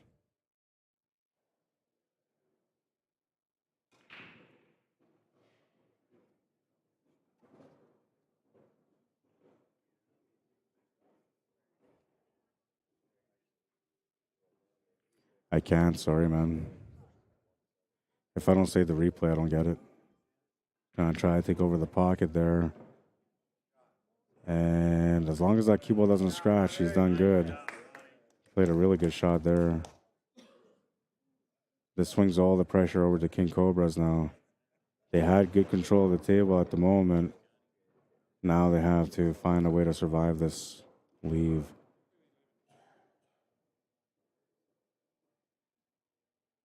He's going to call the 11 ball in the pocket. He's going to hit the 11 ball. He's going to take over the pocket back. That was a nice reply. That was a very, very nice reply. Now Ronnie has to make a decision here. He doesn't want to move the 4 ball because that's the only guarantee he's got from the 15 ball being a little bit harder of a shot. He can't really move that 2 ball because that kind of helps him to get to that 5 ball. So he needs to find a way to swirl around this and try to hit that 7 and 1. Just try to open them up a little bit. And hopefully he doesn't come across to the right side to open up the shot on the 11 ball. He could try to take that 4 ball and just break into that 7 and 1 also. Then he has a 6 ball as an escape shot. And then if you get enough momentum on one of those two, you might be able to open up a possibility for a break on the 5. But this is all scenario based. And, well, he's in a weird scenario right now. He's got to make a decision.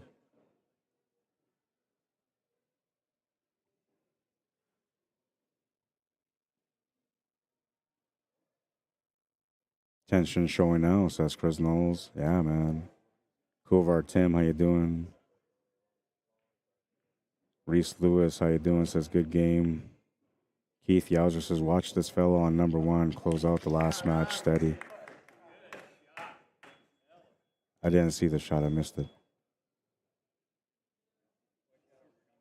Oh, he played the 6 and then ran into that 1. Okay, that was a good safety. So he's locked him up pretty good. And now this isn't too bad for the Cobras. I mean, they still have to work things out here. And once he gets that 5 ball low, that's the only time that Pickle is actually out. But up until then, they have a pretty good grasp of this game right now. And so they're going to have to just work it out. I would like taking a kick shot here at the 15 ball, trying to get it past the 11 ball. And if you bump off the 11 ball, it's going to open up the 11 ball a little bit more. It's kind of like a nothing to lose type shot, but you don't want to hit it with lots of power. You want to hit it with medium stroke. I don't think he can. Yeah, it looks like the 1 ball is like right in the way. So if that's the case, then you have to try to, oh yeah, this is going to be tough. I can't see an out. So the only way I'm looking at is him hitting towards that bottom rail, that first diamond on the right, hitting there, coming off the side rail near that first diamond on the bottom of that, then coming back towards the side pocket just below and then going back to the 15. That's a tough shot to make. You need a really fast table for that. Oh, man, as long as he didn't open up that 5 ball, he was okay, but he opened up that 5 ball, and that changes everything now. So now Ronnie with a ball in hand and an opportunity to close out the match. Takes a deep breath, walks around, trying to assess things. He knows what he's got to do. He could try to ride out another safety, yeah, so that's what he's going to do here. Ride out another safety and then try to get another ball in hand. Only problem is that now you're giving your opponent a chance at the table again when you could have just tried to break that out instead.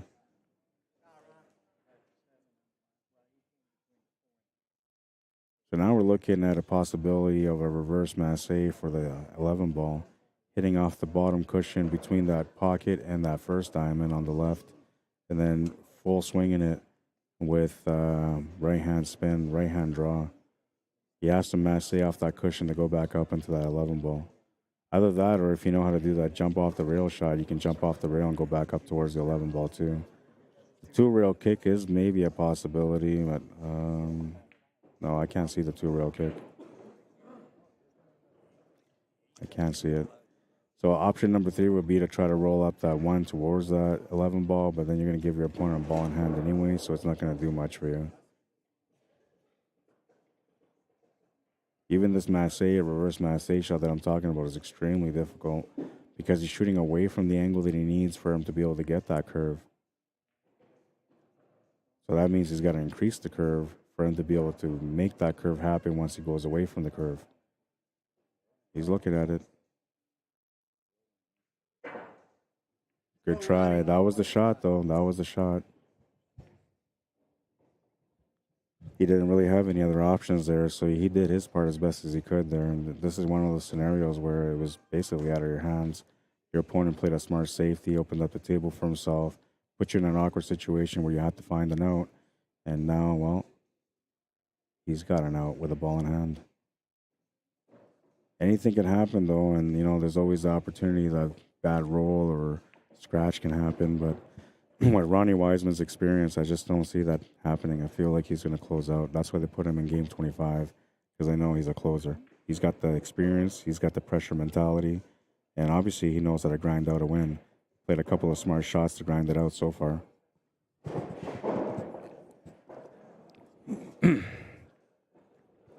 Very exciting match.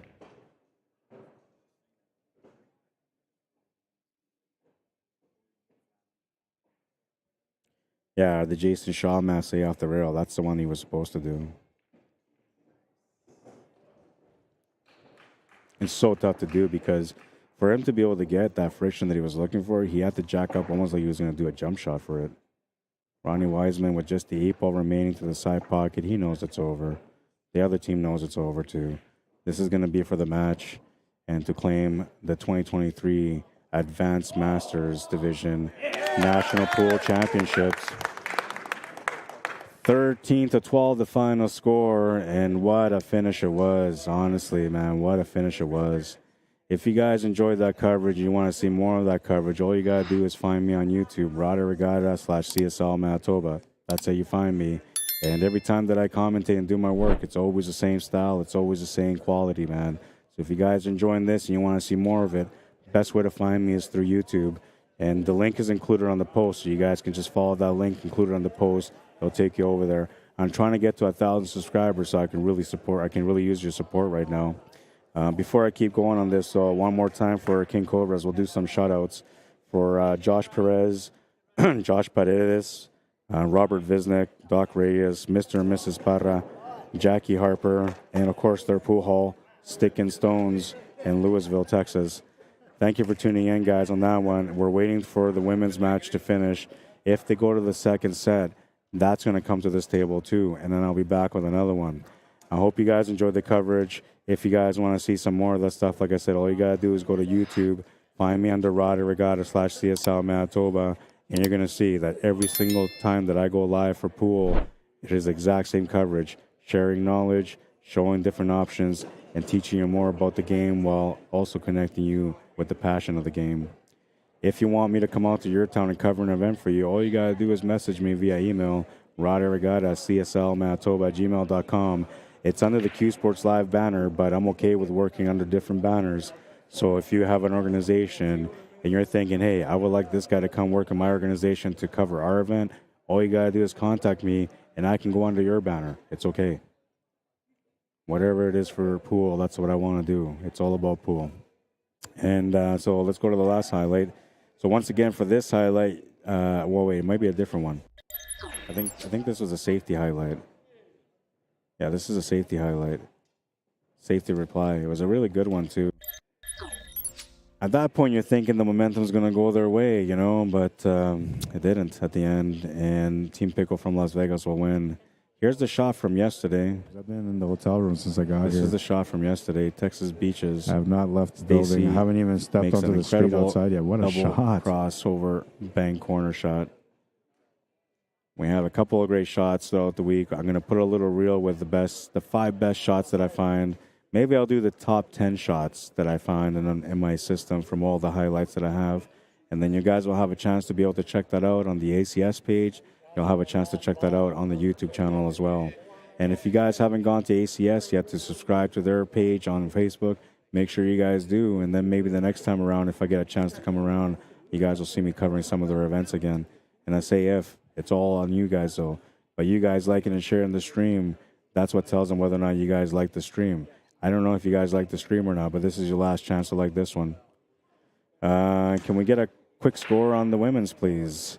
It is 8-7 and 8-7 for 0 lucks given. So they're in the lead right now. That match is going on the other stream, so if you guys want to tune back to watch the second set, if it goes to a second set, it'll come on this table. If not, I will be back with, I believe, the women's championship match for the 9-ball, unless that was played as well. I'm not sure, but I'm going to go find out, and I don't know if I guess I can, you know what, I'll turn the camera over here for you guys. Thank you. I appreciate you guys appreciating me, honestly. And like I said, if you guys like and share my stream, that usually tells the organizers that you guys really enjoyed my quality of streaming. And the other thing you can do is you could also, message them. They have an email set up on their page, on their Facebook page. You can email them and ask them about, or you can not ask them, but you can email them and just let them know that you thought that Rod Arriagada did a really good job on the streaming and that you would like to see more of me for their events. And who knows, they might give me some opportunities to do some more. They have an event that's coming up, I believe, in a few months from now. And, I can possibly be there if you guys request it. It's all about demand, right? And if you guys don't demand, then they won't. They'll just bring in somebody else. And hopefully that person will do a good job too. But I'll tell you one thing. I'm passionate about what I do. I'm truly passionate about what I do. And if you haven't noticed that yet, then you haven't been paying attention to the streams. First of all, never abandoned my station once. Second of all, from the minute I started, I never stopped. And third of all, you can feel the passion, baby. You know you can feel it. I'll be right back. I got to find out what the team names are, and then we're going to set up the scoreboard here. I'll leave it here for you guys because you guys want to watch this match, right? So in the meantime, I'm going to go find out from the TD if there's another match coming on the table. If there isn't another match coming on the table, then I'll just continue the stream over there and give you guys some live commentary from the sidelines, okay? I'll be right back. Oh, and by the way, I have to say congratulations to Team PICKLE for winning the event, and congratulations to King COBRAS, man. They can't feel bad about it. They had so many big battles, and they came back in every one of those battles. They fought hard no matter how many times the odds were against them. And on this one, it looked like the odds were against them right at the hop. I mean, I believe they were down 7-1. And from 7-1, they came back to make it 12-12, taking it down to the last rack. They can't feel bad about anything. They put up a great battle. One of those things where, experience played a part. Ronnie got a little bit lucky there with that kick shot where he tied up that pocket. But then after that, he played some really smart safeties, drew on his experience, didn't rush, didn't panic, just took his time, worked it out, and he was able to get the finish for Team PICKLE. That's why they put him in Game 25, though, because he's the guy that knows how to get there, and he was able to. So I'll be right back. I'm going to find out if there's any other matches. If there aren't any other matches, then I'll keep covering this here from the sidelines for you guys, and I'll take down this men's advanced championship match because that's done now. So almost all the events are done. I'll be back.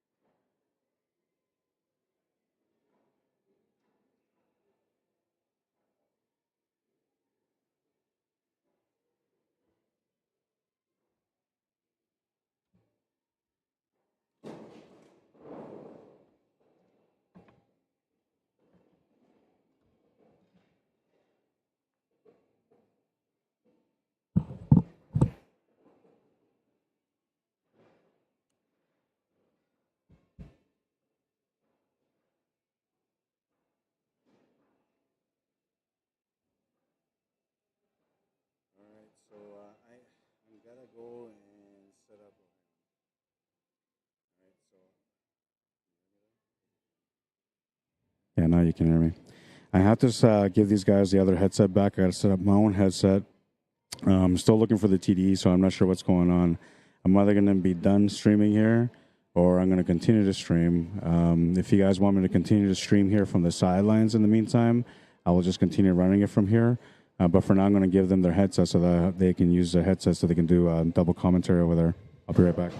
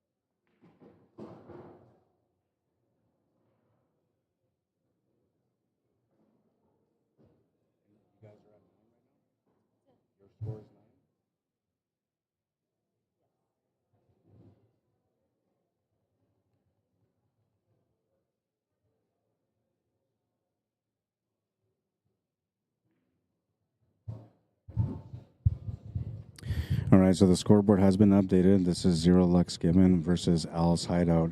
Alice Hideout are wearing the black shirts, and Zero Lux Given are wearing the blue shirts. It's a race to 13, 9-8 right now with Alice Hideout in the lead.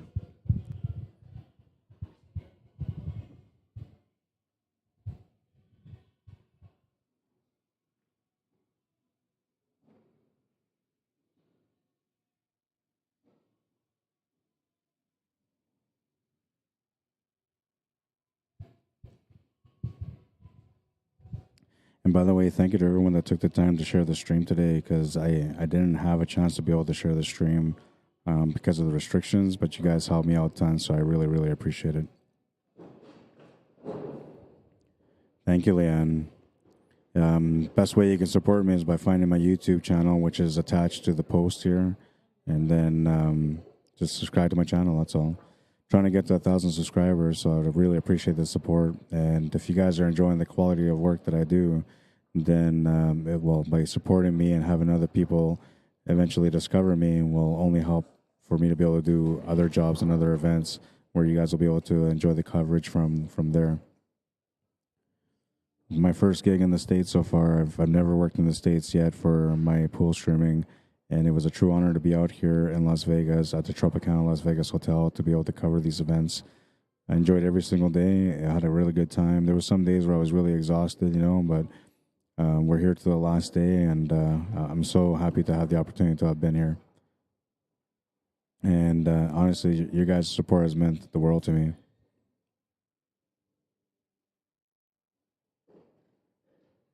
Hopefully I did some justice for the quality that I try to put out. I always try to be professional, but it doesn't always work out that way. All right, so what we're going to do here is I'm going to focus on table 1, which is going to be the table on the left. And then the table on the right, I'll just keep track of scores, okay? Makes it a little bit easier for everyone.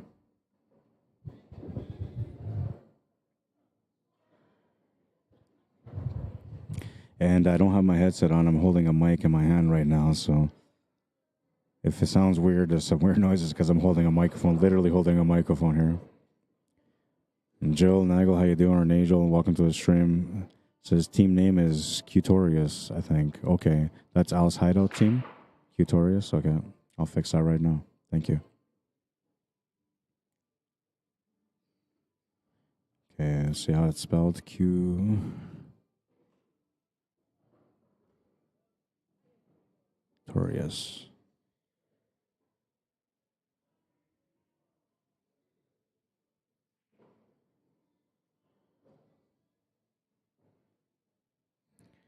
Is it like that? Say Cutorious. Yep. I got it. And thank you for saying that I've done a great job. I appreciate it. Yeah, so out in Canada, like a lot of people say that I'm really good at what I do, and I do a lot of events across Canada. But in the States, nobody really knows me, so this is the first time that Americans get a taste of the quality of work that I can do when it comes to my coverage. Hopefully I left a little bit of an impression for you guys so that I'll get some other events in the future. My goal is just to try to make a difference in pool, and every time I go out, I just try to make a difference in pool and put my heart on my sleeve, my soul right on top of that, and we just go. All right, so let's get focused here. On table number 1, we have 0 lucks given, shooting solids. Just the 3 and the 2 remaining after this. She's going to get a bad roll and run into the cushion and into the 9. That's going to limit what she can do with a 3, if she even has a shot on the 3.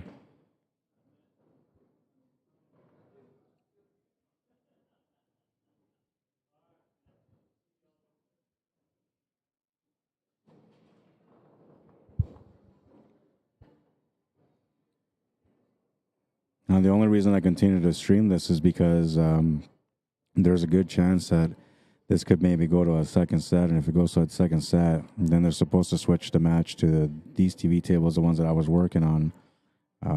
If they don't, and it goes to a second set, I don't know, it's up to you guys if you want me to keep streaming from this angle, but I always like streaming with proper angles, and I don't really like this diagonal look. Same reason why I don't like doing this split screen, and I'd rather do picture-in-picture with blowing up one and the other. I think that's better than the picture-in-picture. And I don't know, you guys got a glimpse of it, so what do you guys think? Do you guys like the picture-in-picture, or would you rather see the split screen? What's your opinion on what's the best way to cover team event?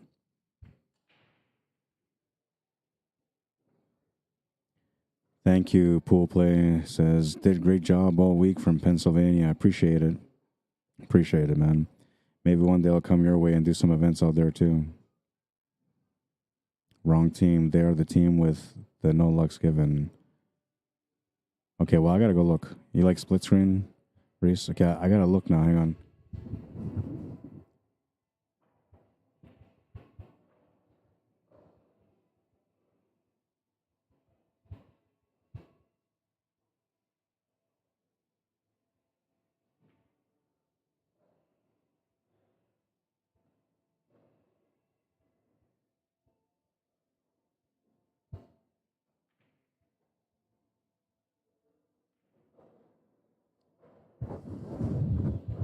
Oh, yeah, so I was going with 0 lucks given on their back of the shirt. So, okay, I got it. I'll fix it all up right now. I went have to go look at the bracket just to make sure. But it is Al's Hideout, so I had that right the first time.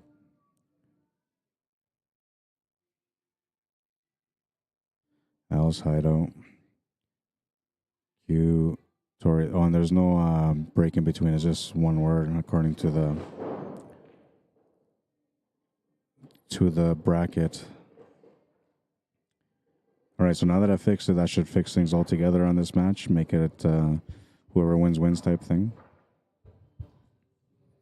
Because sometimes if you don't put the name in right, it's almost like I feel guilty. Like it's because I didn't complete the name or didn't write it properly. That's the only reason it came up short, so I didn't want to have that feel.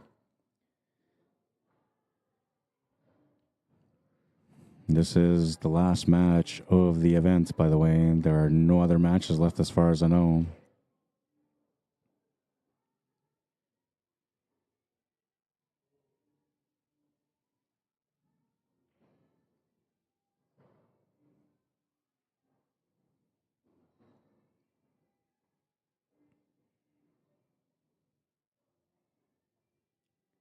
It is championship day here in Las Vegas, and everybody's been trying their best to get those championship wins.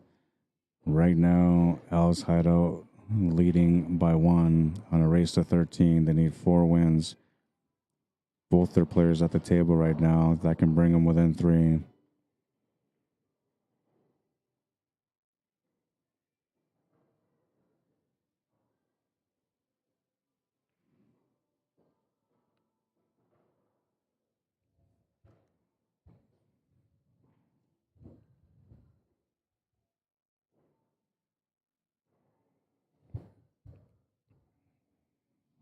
I see a comment here. I got to go check out YouTube because I missed a few of them.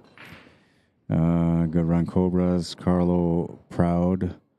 Great out and a good win for the home team, says Keith. Woohoo, says La Rosa. So Vegas teams win the 8-ball advanced men's second chance and the championship as well. Also, tournament tonight at Good Times, 10-ball. Where's Good Times? How close is it to Tropicana? I might come out and play. I don't leave till tomorrow, so if I go play all night and try to get to know the American pool players a little bit more intimately, and I think that would be a good time out here in Vegas for me. Las Vegas starts at 8 p.m., practice at 7 p.m., Survivor Tournament. So is it a single elimination? Is that what you mean by Survivor Tournament? Just had to work on your name pronunciation. Oh, I'm telling you, I'm a professional butcher, man. They call me the janitor on the table, and they call me the butcher on the stream. The janitor on the table because I'm always cleaning the table up, and the butcher because I'm naturally talented at butchering names. And he says, "Good job with the commentary. Thank you. I appreciate that, man."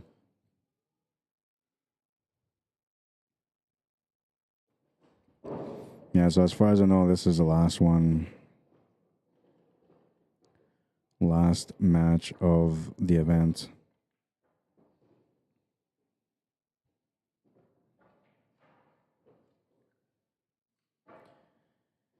Reese Lewis says, you have done a professional, sorry, cut off on me. You have done a professional job as always, and I hope they bring you back for another one, my man.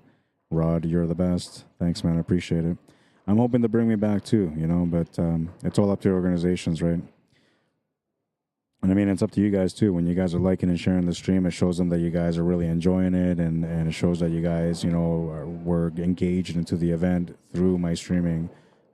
So that's always one way to help. And then there's always they have an email on their Facebook page. You could always email them saying, hey, by the way, this guy, Rod Arriagada, or the guy with the replays, because that's how most of these guys know me here.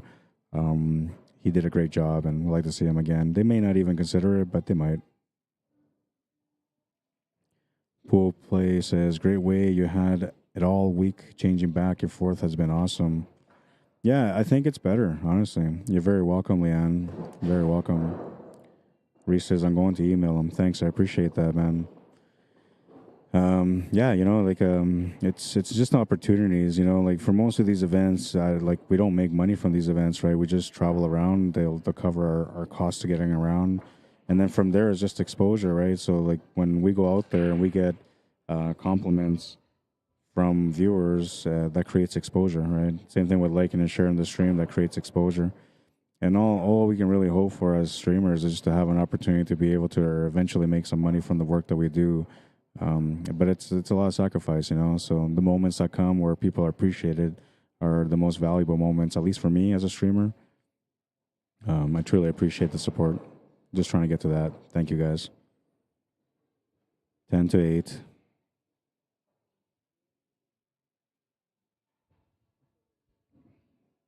A bit of a grind out rack here on table 2. Really nice safety, smart safety. And now to get out of this is going to be tough. She's just going to give her a ball in hand. So now what she can do is just try to freeze hook that cue ball onto the 13 while bumping out the 8 ball. They're going to call a ref for this. And they should. I mean, anything questionable should be a ref that's checking out the shot. So that way, whatever the call is made is strictly made by the ref and not by the players that thought they seen something or thought they didn't see something. Because that's how usually pool arguments begin. I learned that the hard way at the team's event. She played a pretty good shot there. It looks like she's giving her a peek at the 13. Al's hideout in the lead. I have no idea who's the A-side winner, who's the B-side winner.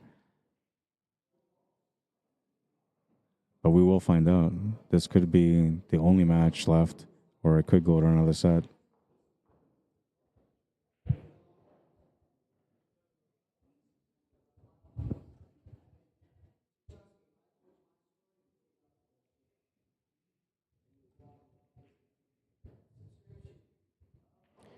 And Reese Lewis says, I'm going to encourage everybody else to email them and tell them what a great job you've done, Rod. Thanks, man. I appreciate that.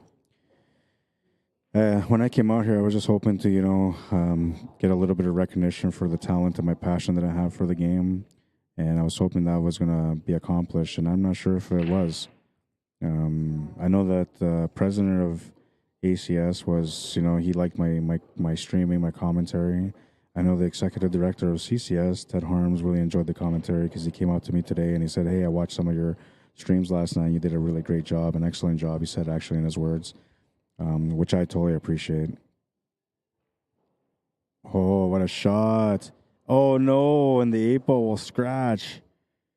Or the cue ball will scratch. That gives a ball in hand to Kutorius, and they're going to have a chance to be down by 1. Just the 8 ball remaining on that table. Should be good to get the finish.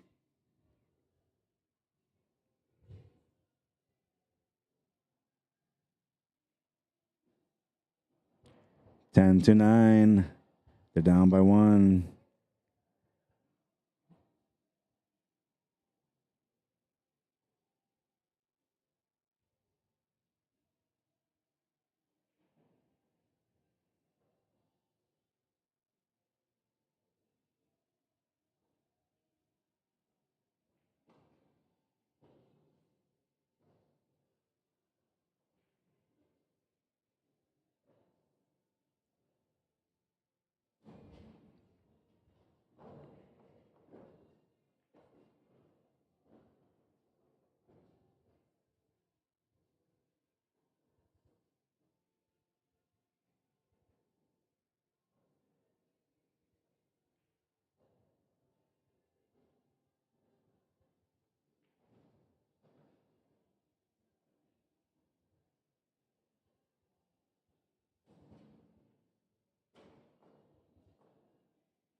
We'll make it official here.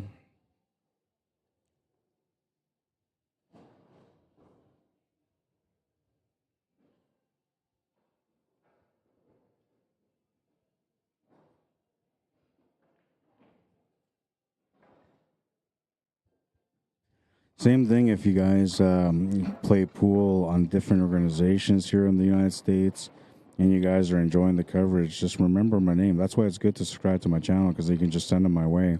But if you have events organizers and you feel like you would like to have some of this coverage, you could always tell them, whether it's APA, VNEA, or whatever, BCA, any one of the, or TAP.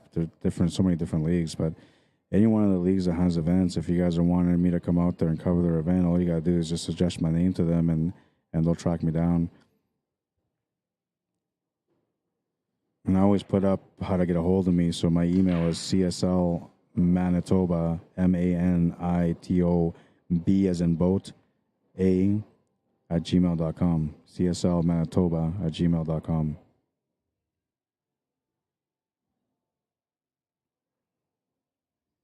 Reese Lewis says that was a nice kick shot. Sucks she scratched. Yeah, she just got unlucky there. That's all. Pool Play says it was great. I'd never heard of this league. We have BCA and TAP. So from what you have done all week, I'm going to look into this league. Right on, man. Yeah, and so I'll tell you another thing. So something that's not really spoken about or is not really talked about is the fact that ACS adds a lot of money into this tournament. So this year alone, they added $65,000 into the event. I don't really know many organizations out there that add that much money into any event. But these guys, they added $65,000 into this event. So coming out here, you're going to get some really good pay. And the more teams that play in it, the higher the pay goes up. So great organization to support if you guys haven't played in their ACS leagues yet. For Canadians, if you're thinking, hey, I want to be a part of that next year for 2024, well, I have some good news for you. I have twice the good news for you. First of all, you can go through a CCS league to qualify to play out here. Pay your sanction, put your weeks in, you'll be able to play out here. Second of all, this event is being moved to the Westgate, where the VNEA is going to be as well. So now, just like years before, where you were able to travel to VNEA and then play in the BCA, well, guess what? Now you can do ACS and then play in the VNEA, all in back-to-back weeks, staying at the Westgate. Just a perfect little setup for pool players in Canada. But be aware, the Americans aren't friendly when it comes to pool. They will do their best to beat you, so bring out your A game. The only Canadians to be able to come out of here and make that much money was Marianne McConnell and her team and herself. She ended up finishing second in the 9-ball advanced women's, and then she won the 8-ball advanced women's, and then she finished in the top 3 with her team in 8-ball and then maybe a 9-ball too. So she did really well. But other than that, there wasn't a whole lot of Canadians out here in advanced. There was no advanced men, so we like to see some of these Canadian advanced players come out for next year. Great event, though, that's for sure. I had a great time being out here. And I was supposed to cover the VNEA event, but they said that they're not doing any streaming at all this year. So otherwise, I would have been moving from here to Westgate, and I would have been doing the VNEA for next week, which is unfortunate because I really wanted to do the job with VNEA, so especially because the only league that I play in out there right now in Winnipeg is the VNEA league. Though next year, starting this next season, I'm going to be running a CCS league in Manitoba. So that's an opportunity for Manitobans to be able to get qualified for CCS so they can come out and play in the big events. And they do have a lot of great events for ACS and for CCS for the Americans that haven't heard of CCS. ACS and CCS are like brother companies. CCS standing for Canadian Cuesports, ACS standing for American Cuesports. They were both built by the same people, and then first it was here, and then it was in Canada. And if you're looking for a CCS league in Canada and you have no idea where to find one, just message me, Rod Arriagada. I'll get you connected. I'll get you a league set up in your area if there isn't one already.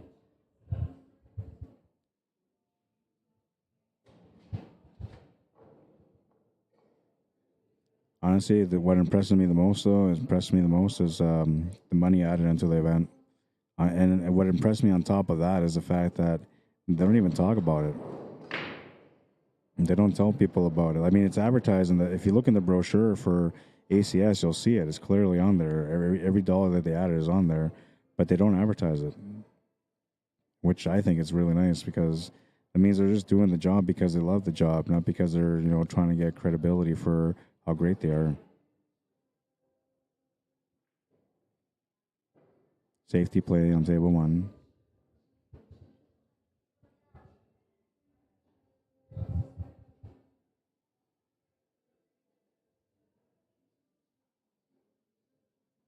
Into the future.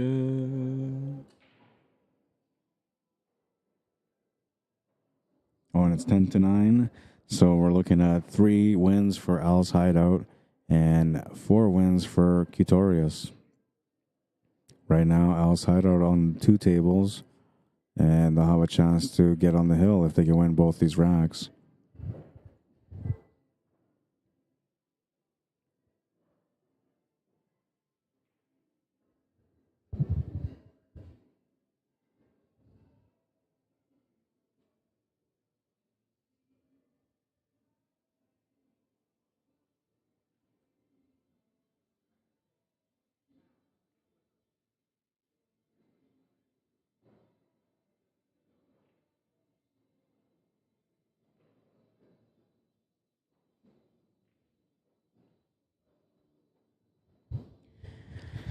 So it looks like my bit rate on YouTube is a little low, and I want to increase it, but then if I increase it, it might dip the signal on Facebook. But I'm going to increase it anyway. See if it helps.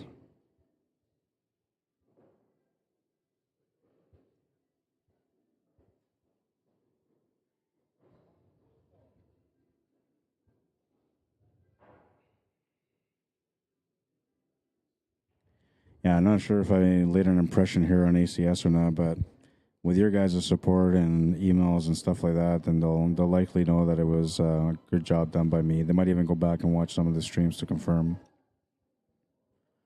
Reese Lewis says the only reason I think more Canadians didn't finish better is there wasn't more of them here. Because if there were, or if there's one thing I have learned is that Canadians can play very good pool from watching a live stream.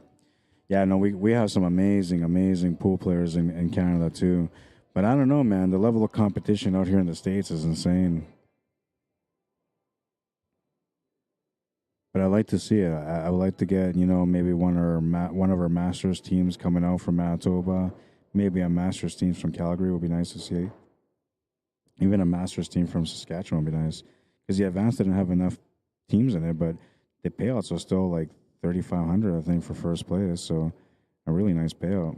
I mean, with more teams in it, that only goes up more and more and more, right? So $5,000 American can go a long way for a Canadian.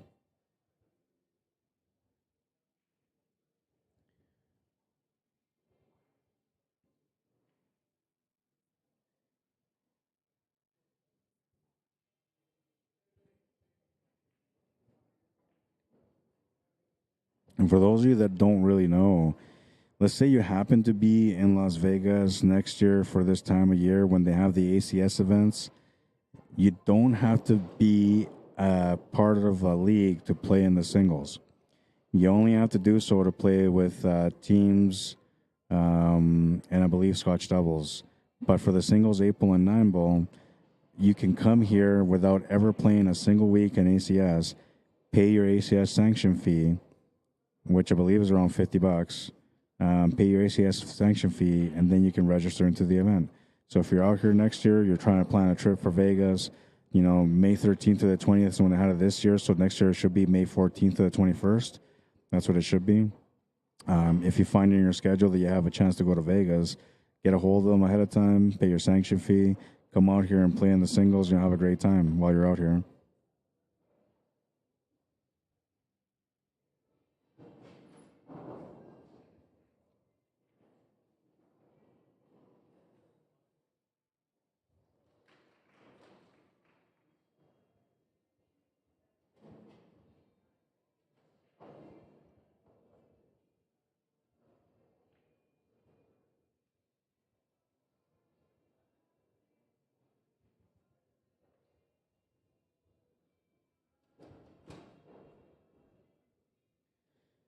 It's the end of the road out here. All the tables have been rolled up, and they're doing the last few tables now. They're collecting all the balls from every table, and they're gonna remove the. Let's see, there's 2, 4, 5. There's 10 tables sitting here on the left of me, and all those tables are getting put away. Then we have 8 tables here in this area, so they might likely take the tables in the background away next. And they're working fast, and they're trying to get everything set up for the next event. So as of last night, as soon as all the matches were done on the right side of the building, because they had about over 100 tables. You know what? I'm going to find out how many tables they had. But they had over 100 tables, I believe. And so that one area, like 60 tables over there or 50 tables over there, all cleared out last night. And then last night, as soon as they finished on the back side of here, they took all those tables out too. And so they've been working throughout the whole day, throughout the whole night. And, you know, I got to give a shout out to Russ Whittle and his crew, because they're the ones that are doing all the heavy lifting out here. And Shannon Benson from High Country Promotions. They worked really hard out here to get this event set up and done, and to tear everything down like they have. And really good job, guys, including how they ran the event. Really good job. So I'm going to go for a quick walk. I'm going to find out about the Scotch doubles, because I'm not sure about the Scotch doubles. I think that you don't need a sanctioning for Scotch doubles either, but I'll confirm. And I'm also going to find out how many tables I had for the event. I'll be right back.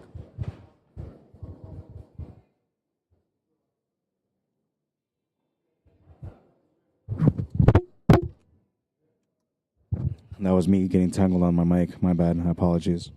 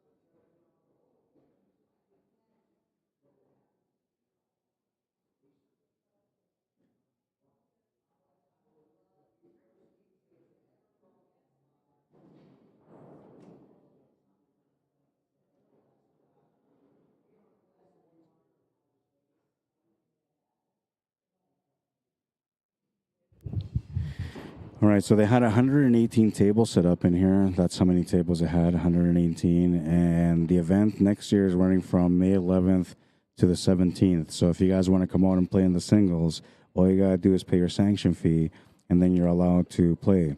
If you want to play in the Scotch doubles or the team event, you have to get some weeks in plus your sanction. So if you don't have an ACS league set up in your area and you would like one set up here in the States, you can contact ACS for that. You can also message me and I'll pass on the message. But if you're in Canada and you're trying to get qualified through CCS and you don't have a CCS league set up, you can contact me for that, as I am a CCS operator, and I will do my best to help you guys get set up wherever you are in Canada, so that way you guys can get sanctioned to come out and play next year. 65 grand added, I'm telling you, so much money in that pot. And with the more teams coming out, the better the payouts get. And I'm telling you, you guys are going to love the competition out here. It's going to be great. And I don't know if CCS switched over to Predator tables for their event.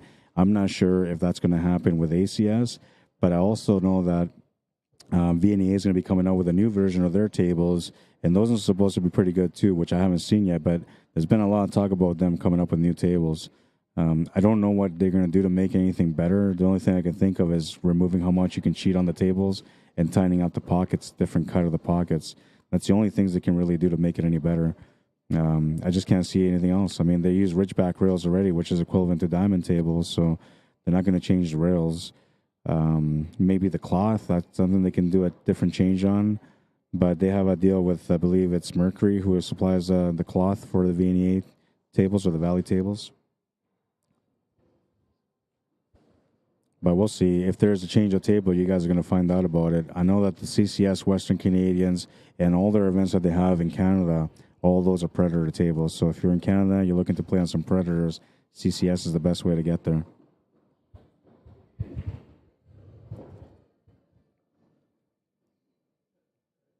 Reese says, you guys have some young guys that are very good. Oh, yeah, we got some monsters out there. Joey Bolio, 13 years old. That kid will play with the Masters and run them all out. He's a vicious player.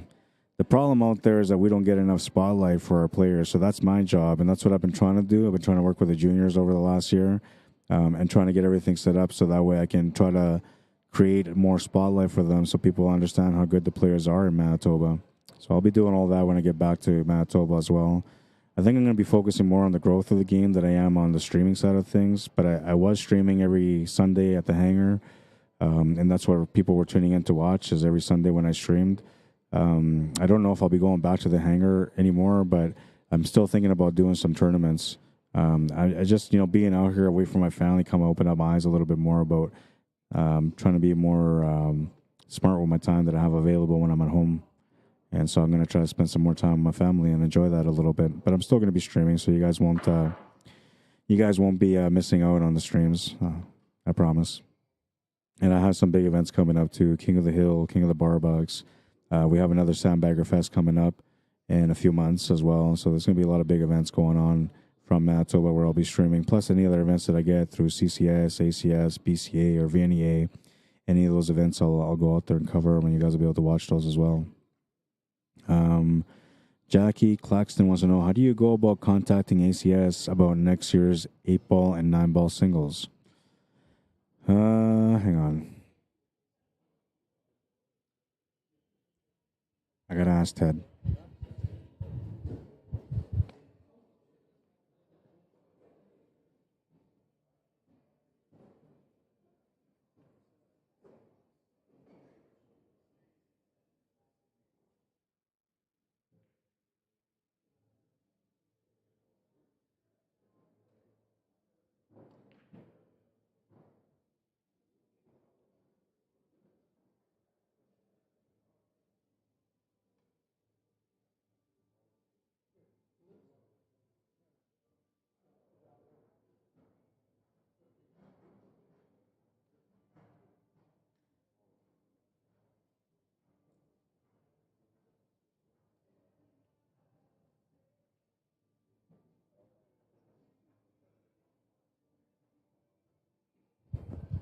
All right, so you got to tune in to, or you got to go on email or on their website, which is AmericanCuesports.org. AmericanCuesports.org. And if you found them on Facebook, then American is one word, Cuesports is one word as well, not two. So when you're looking at the website, it'll just be all one word, right? AmericanCuesports.org. That's how you find it.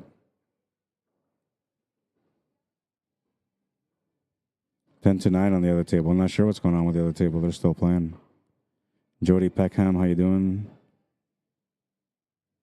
Jessica Frieders, welcome to the stream.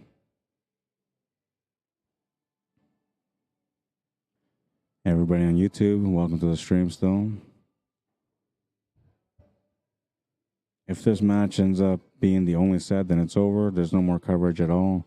If it goes to a second set, I was told they're going to be coming to my tables, but if they don't, then at that point I'll just let the stream over there take over, and then I'll just call it a night, wrap up my equipment, and go check out the scene in Vegas.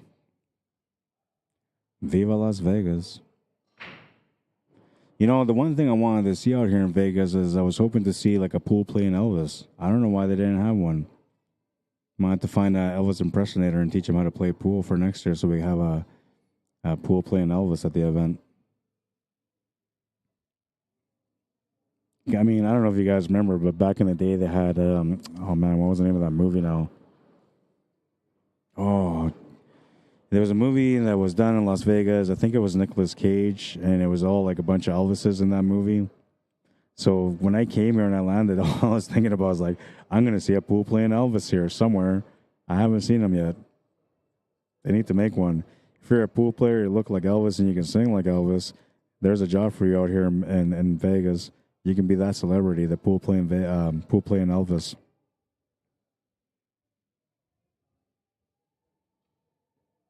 You're welcome, Jackie. Very welcome.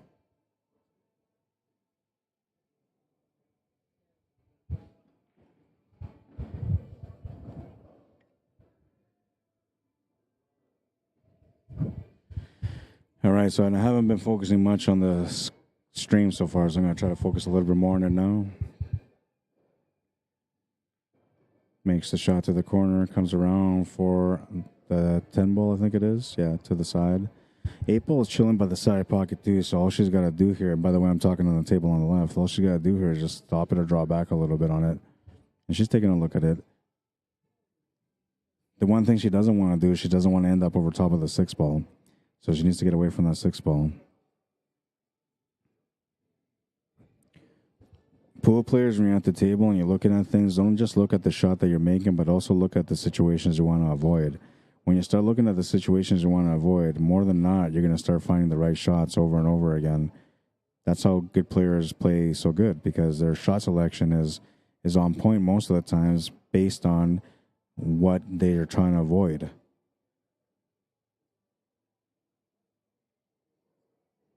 And she was trying to avoid being hooked there, so that's why she kind of forced the shot a little bit and came up short on that stripe.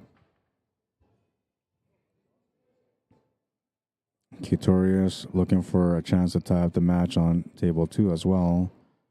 He's playing safety on that one. He leaves her opponent not much except for running into the 8 ball, which is not going to help her much. And she needs to tie up that 8 ball, I guess, now on table 2. Because if she doesn't, she's going to turn the table over with an opportunity for them to close out. Oh, wait, is that the 8 ball on the top? Yeah, so that's the 8 ball that's sitting by the 1. So she's actually got a really tough situation to be in here.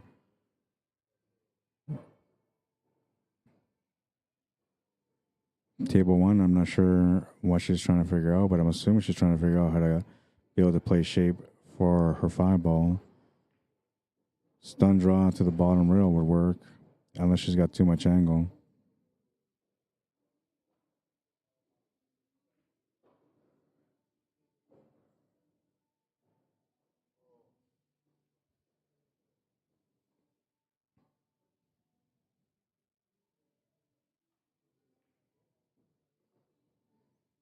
Makes the shot. 5 ball's chilling by the pocket. Just got to roll it up. By the way, if you're a business owner and you sell pool products, I'm looking for some sponsors for an event that I'll be coming out maybe to do in the near future.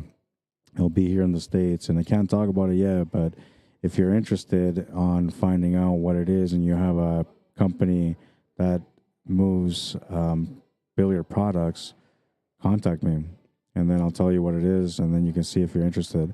I'll tell you one thing, though. It's something that will be nice to be a part of, not just for me, but also for you as a sponsor. And no guarantees that I'm getting it yet. I got to find out, but I'm hoping that I'll get that opportunity.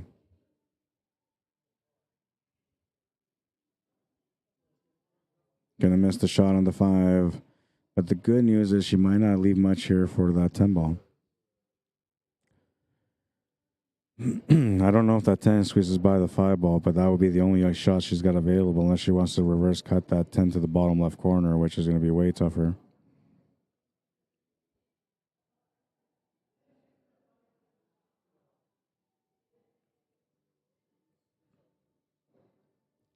Made the 1. It's got position on the 2 on table 2. The 6 ball sitting by the side also. If she can finish this table, we're looking at tying up the match at 10.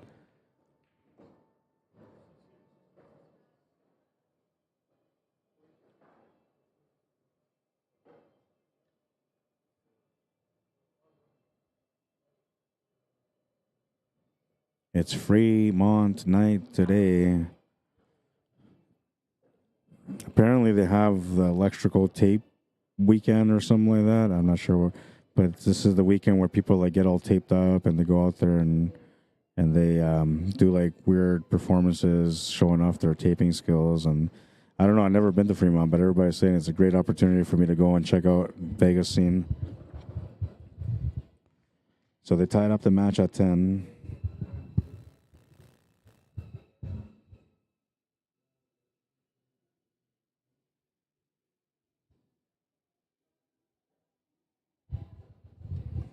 Takes us to rack 21, which is this one here. Just the 8 ball remaining. She'll make it. They take the lead. 11-10.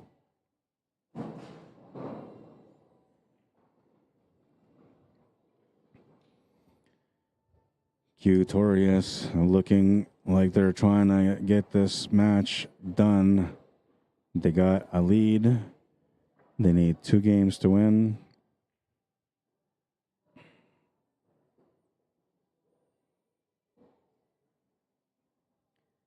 Alcido looking for 3 wins.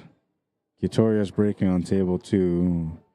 And I'm going to assume that Alcido is breaking on table 1.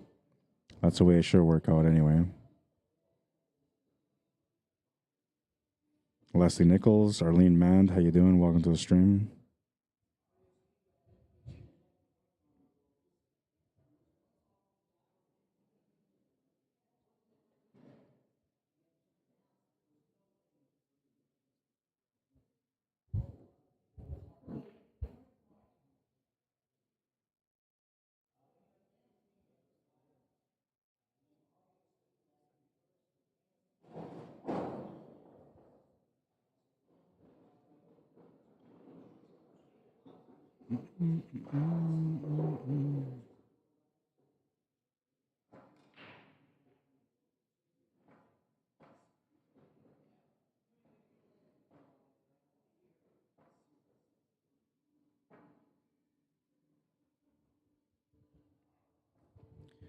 Well, smash and break on table 2, and she made a ball.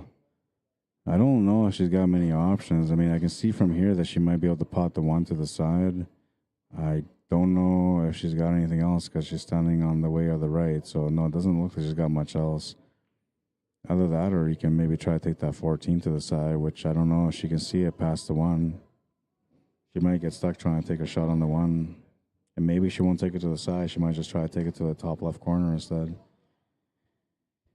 So that's rack number 22. And then rack number 23 out of a possible 25 is coming up right now on TV table number 1 on the left. Cuesports breaking on both tables.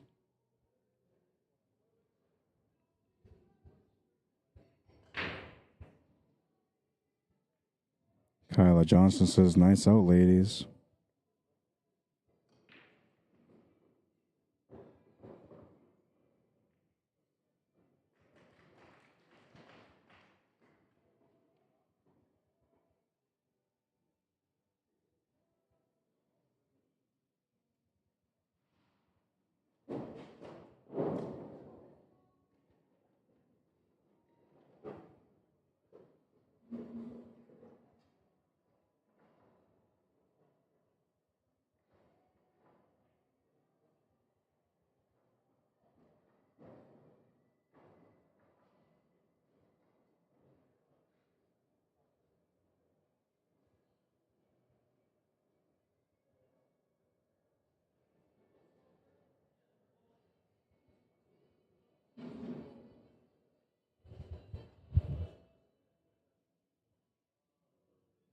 I'm going to take down the YouTube commentary here on the screen because there isn't much commentary on there or comments right there at the moment. So I'll bring it back up a little bit after if I have to. If not, I'll just keep checking the comments here on YouTube.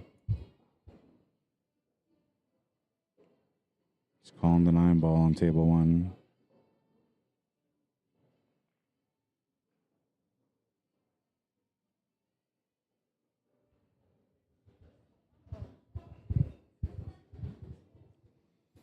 Most of the tables have been removed, and the last ones are being removed right now from the place. So if you're around here thinking, hey, I want to go down there and shoot some racks before it's too late, well, it's too late.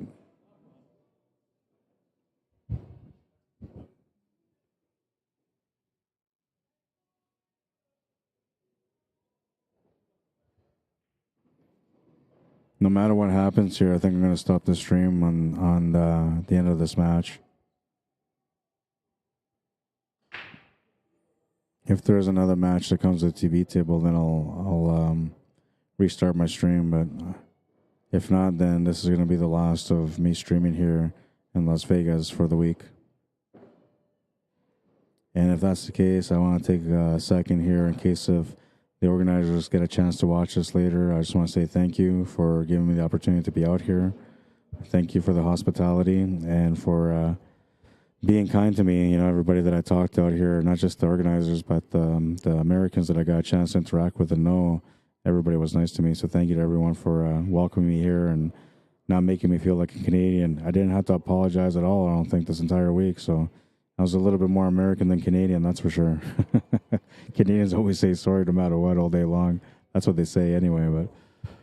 But I appreciate the opportunity of being out here, guys. And if I ever get a chance to be out here again, I look forward to seeing you guys at the tables and bring your A game, you know, because I'm going to want to play against you. A few people that I didn't get a chance to play with while I was out here, I know that it was busy and I didn't get a chance to do it. If I ever come into your area and I get a chance to play in your area, then we'll definitely meet up in your area and we'll have some sets then. I tried my best. You should have came here 2 days ago. 2 days ago, I was looking for a set everywhere. I never found anything anywhere. I tried my best to find something too, and nobody wanted to play.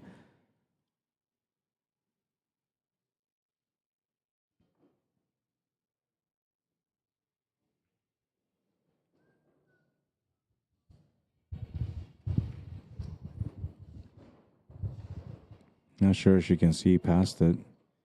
Just gonna try to take a shot at it though. We can cheat the pocket a little bit on these tables, so she might be able to get away with something there. Yeah, it's all about the pace. That was a nice shot. Now she's got the shot on the 14 with possible breakout angle. I don't think she's going to be able to break it out. She's got to maybe more or less play shape. She's calling the shot right now, so she might actually have the shot right now on the 11 ball. Opponent's coming up to take a look at the shot to see if it's time to call a ref or not.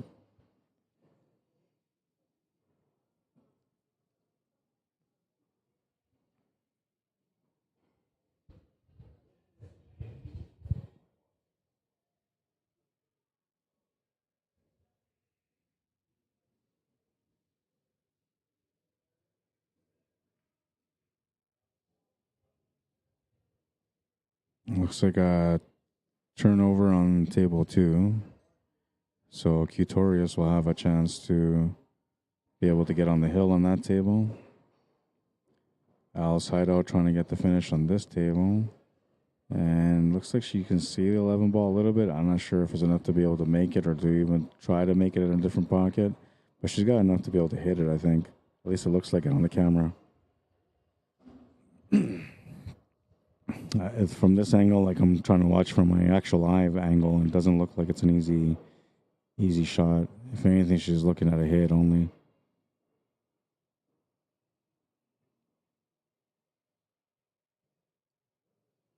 That was smart. That was smart. It would have been a little bit better if she would have been able to get it close to the pocket. Then it puts a little bit extra pressure on her opponent. But that was smart. It was a good leave. And her opponent here should be thinking about a safety instead of trying to play anything unless she feels like she's got an opportunity here, then she'll just take that opportunity, of course.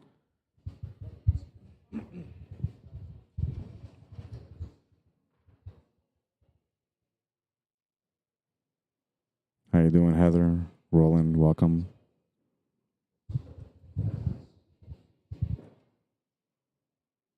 Remember, if you guys are looking to join the event next year, you can get a hold of them at AmericanCuesports.org. Yeah, she just played a safety, and that's what you're supposed to do.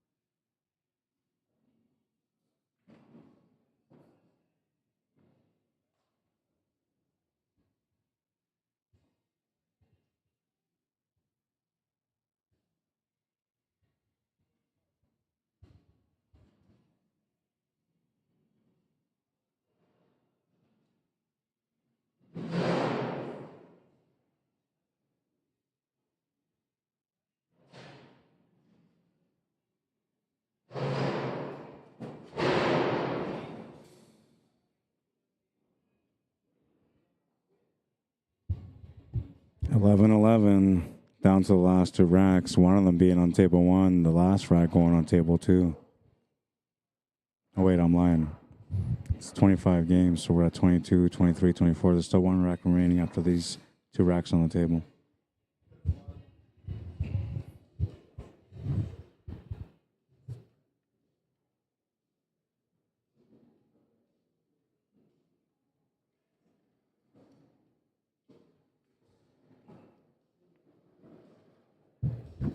So I believe if Couturius wins the match, it's over because they won the A side. If Alice Hideout wins the match, they got to go to another set.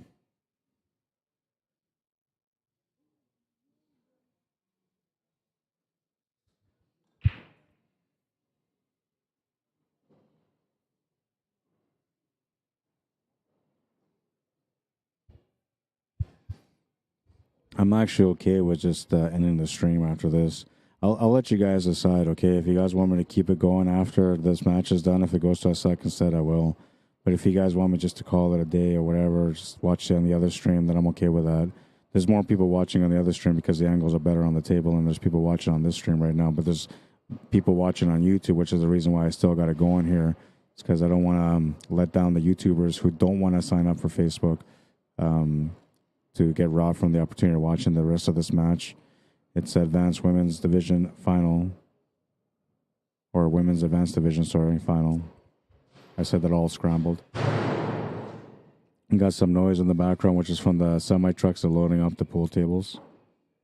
So you're going to hear some banging in the background as well.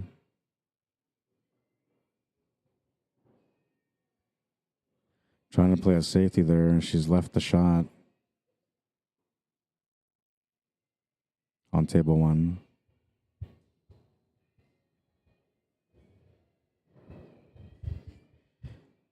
Table number two, Jessica Frieders with a chance to be able to get her team on the hill. Really enjoyed the way she played. She just missed the shot though. But I really enjoyed watching her play in the Scotch doubles.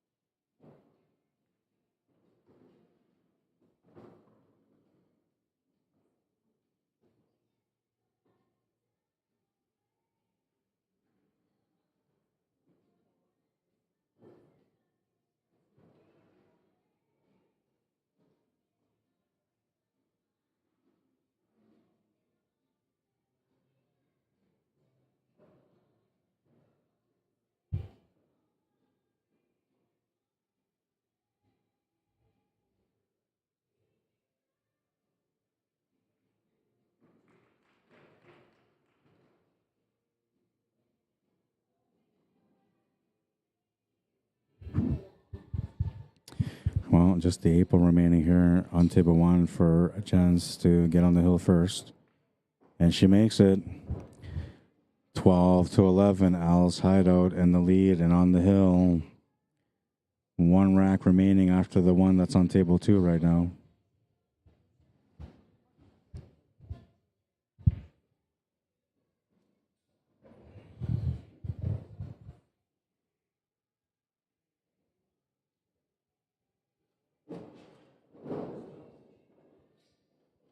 Hi, Kathy.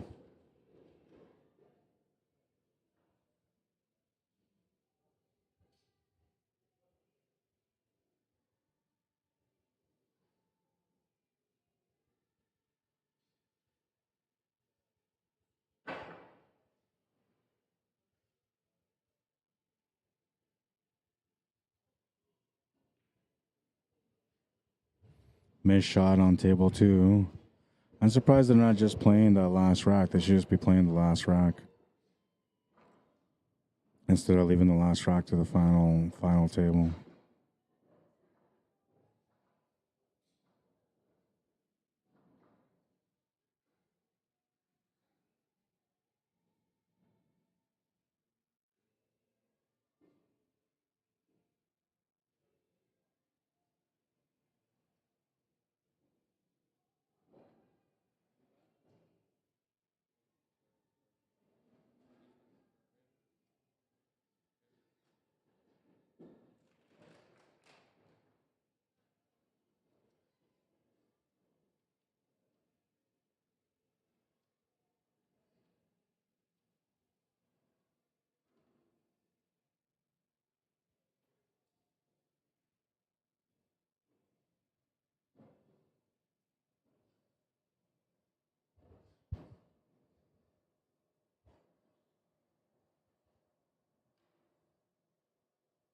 no real trouble situations on the table. It's all about cue ball control. I think the only concern she has, more or less, is the 14 ball. She's going to miss that shot to the corner, though. It turns the table over here for Al's hideout for a chance for them to be able to close out the match now. I'm really surprised that they're letting the last rack wait till the very end, because all that does is put extreme pressure on one of the two teams.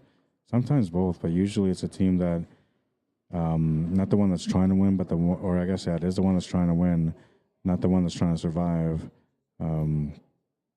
So in other words, like in this case, the pressure will be on Kitorius, because if they win, the match is over. So going on to the next set or on to the next rack, actually, will put extra pressure on them. Where Al's hideout, if they go to the next rack, they're going to be motivated because they know they have a chance for the win. Now, the only way they're going to maybe get rattled is if something crazy happens on the table, you get out of position or something like that. But pressure is a crazy thing when you get into the last battles of the match. And right now, it looks like they're in that point. One ball to the corner. Cue ball's going to bounce off the horn of the side pocket. If they're not using this other table right now, which it doesn't look like they're going to, I think I'm going to just adjust the camera angle and zoom in on that table a little bit closer, because that's probably where the last rack's going to happen also.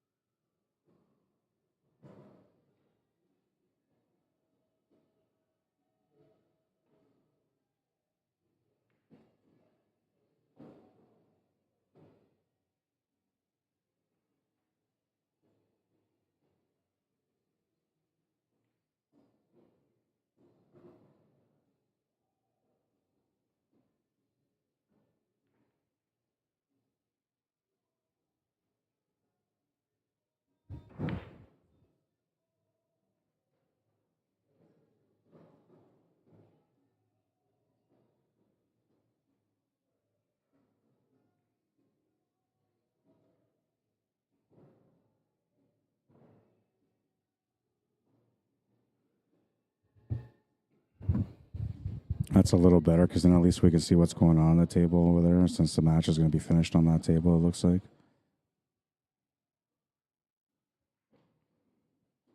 Good shot.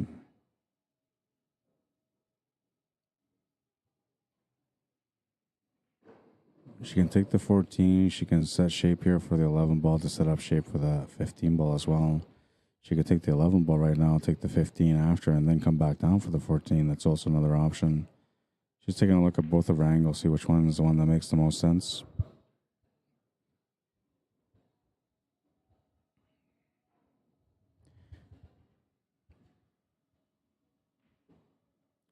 This is Jessica Frieders at the table from American Hustler.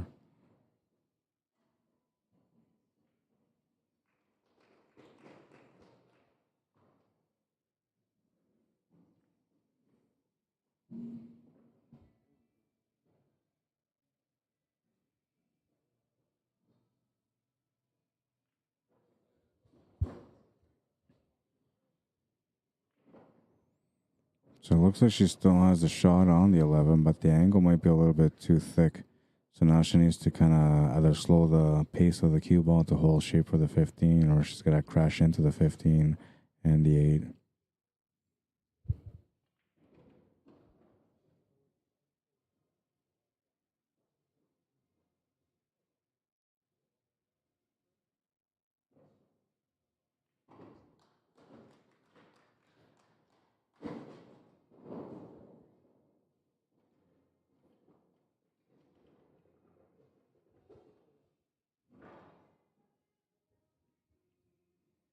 She got the perfect shape for the 15.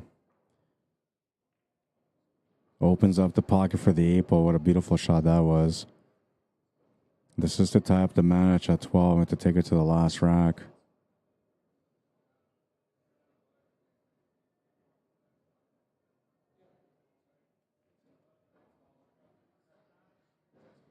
She'll make the shot, and it's gone to the very last rack. Hill, 12-12. And, well, here we go. Rack number 25 coming up. Who are the Hammers? We're going to see the Hammers. Each team always puts a hammer at the end, and the Hammers consider the person that is able to come into a match and close out. They call it the hammer because you're the one that's supposed to nail the deal, seal the deal, you know?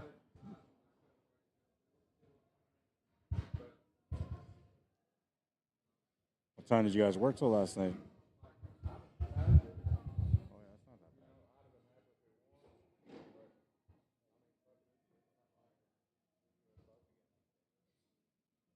You leaving tonight, or you guys leaving tomorrow?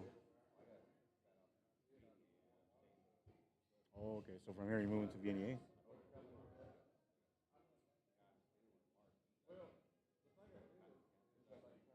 Oh, yeah. Yeah, and from what I heard, they don't have any rooms. They should be able to take care of you. I mean, you're the table guy. Yeah. Oh, yeah. They'll question it.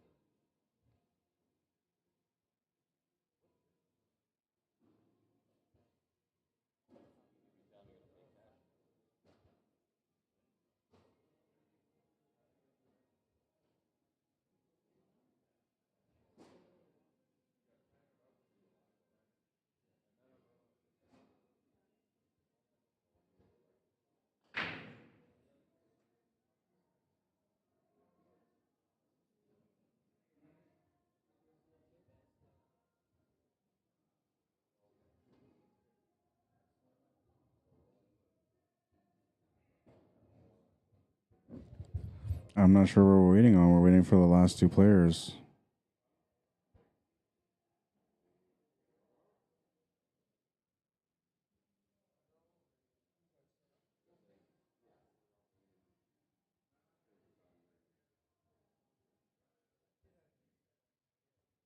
Just waiting for the final two players. They might have maybe gone to us have a smoke prior to them getting this last rack. And maybe they're just waiting for him to come back in.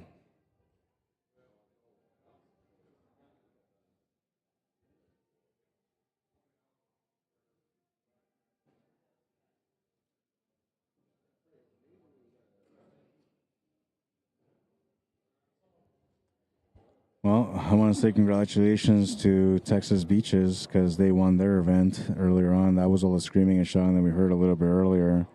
And that was really exciting to hear them. They have so much team camaraderie, you know, and you can feel the energy in the air when they're playing and they're getting deeper and deeper into the match. It was really fun to hear and kind of watch a little bit of it last night, too.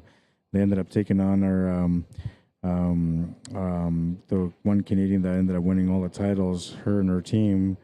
And then it looked like it was going to be their team that was going to win the match. But in the end, Texas Beaches came back to win the match convincingly. And then they go on today to keep playing, and they win that match also. They became the champions at the event in the advanced women's 8-ball.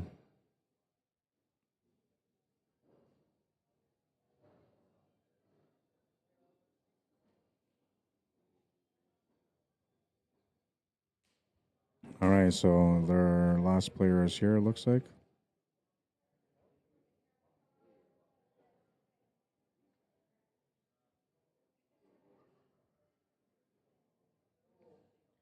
They flipped for the last break. Interesting.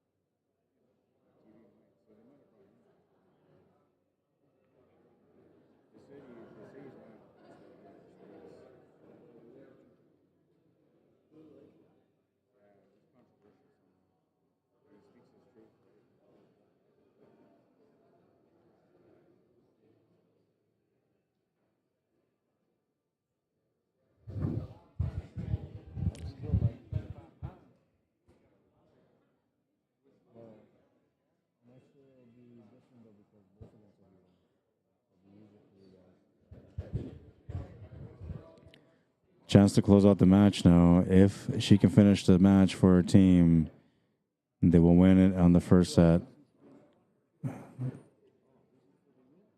That's for the championship, yeah. But if the team in the black shirts win, they go to another set. If she wins the match now, then it's over.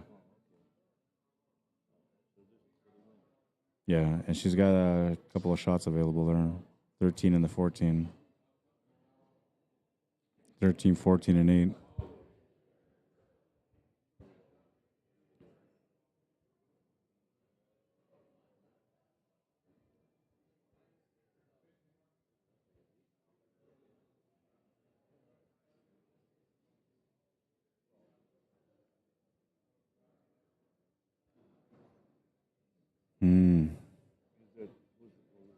I think that's the one ball. Yeah.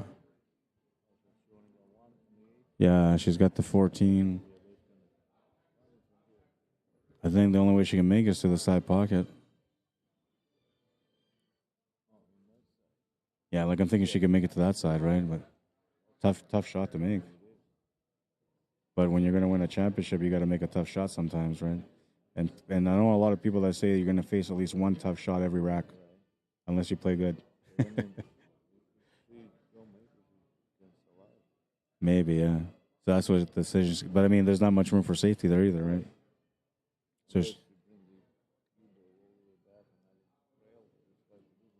yeah.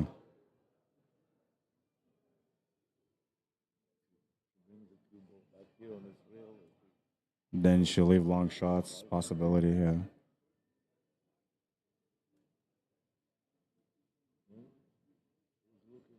Yeah, she's trying to figure it out. That's a tough shot also, yeah. She's calling the side, I think.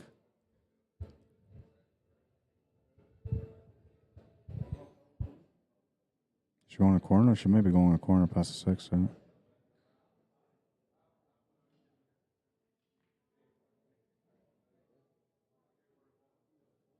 Well, that's going to work out okay.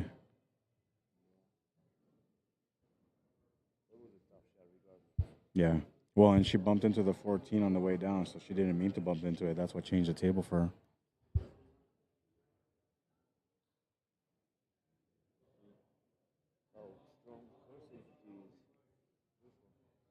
Yeah, well, she has no choice but to start with the 4, right? And she's got to take that to the side.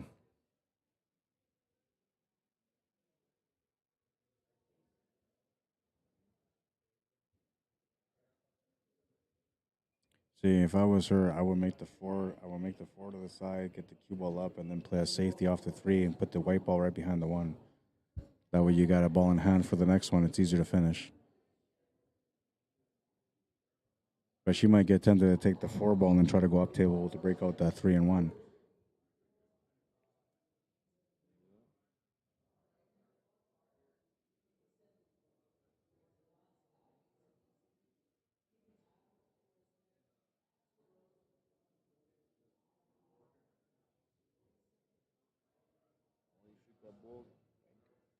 Mm-hmm.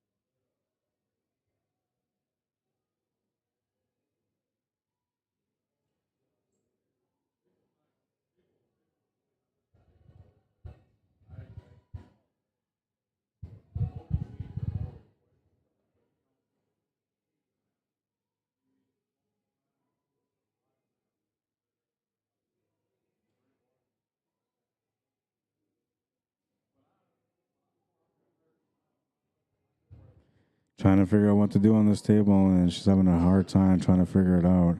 The only option she really has is a 4 ball or a bank on the 2 or trying to play a safety. But with the 14 ball sitting by the pocket like it is, it makes it tougher for her to be able to make that decision on the safety. Only way I see a safety possibility is making the 4 and going up table, bumping into the 3, tying up the cue ball behind the 1. Then by bumping out the 3 ball, you open up the pocket on the 1 with a ball in hand, you should be out.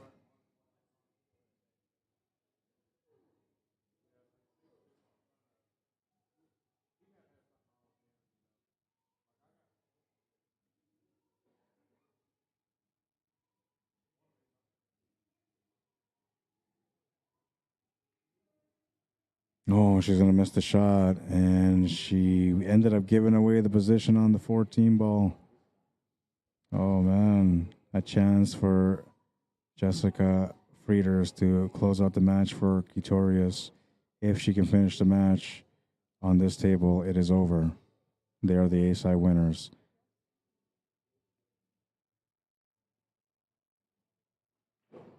I told her husband that I had a feeling she was going to close out the match, and here she is with a chance to close it out.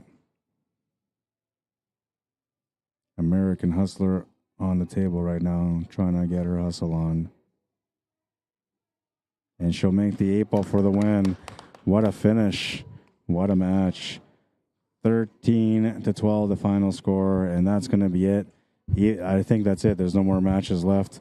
So congratulations to Cuesports for winning the Women's Advanced Division Championship match and title. And congratulations to Al Sato, a valiant effort. They were just one win away from taking it to the next set. Great battle, great tournament, and great event. Really enjoyed the time out here. I hope you guys did too. We're going to go to the main scene now because we're closing out. That's going to be it for now. I am done. I got to go. I hope you guys enjoyed the stream. I decided to expand it over for you guys just because, there was a lot of people on YouTube that were watching, so that's the reason why I kept it going. All I would ask for in return is if you guys enjoyed the quality of the stream, that maybe you guys go to my YouTube channel, subscribe to my YouTube channel. It's Rod Arriagada /CSL Manitoba. And when you go subscribe to my channel, you'll get a chance to see everything that I do live, and mostly pool. Most of the stuff I do is pool. But I do have some other events here and there that I do, and sometimes I'll put that on my personal Facebook. I have an event coming up on May 26th. That's going to be this one here. It's a night to remember. Dwight Clapp presents 3 shows in 1. So if you're looking for a chance to be able to enjoy some music, you can check out my YouTube channel. You'll find it on there. And, well, that's going to be it for now, guys. I hope you guys enjoyed it. I don't think I have any last highlights there that I can bring up, so we're going to keep going from there. If you guys are interested in ever calling me to come out and cover an event for you, you can message me, Rod Arriagada at cslmanitoba@gmail.com. CSL Manitoba is what I'm the owner of, partners with Cuesports Live in Calgary. But if you have an organization banner and you want me to come out and cover an event under your banner, I'm okay with that. Just message me, all right? If you guys are enjoying the quality of my work and you want to help support me to be able to do some more stuff, maybe upgrade some camera equipment, maybe get some better mics, you can do so via PayPal or e-transfer. PayPal in the United States, e-transfer in Canada, cslmanitoba@gmail.com, which is the same thing as my email that you need to get a hold of me on if you want me to come out and cover an event for you.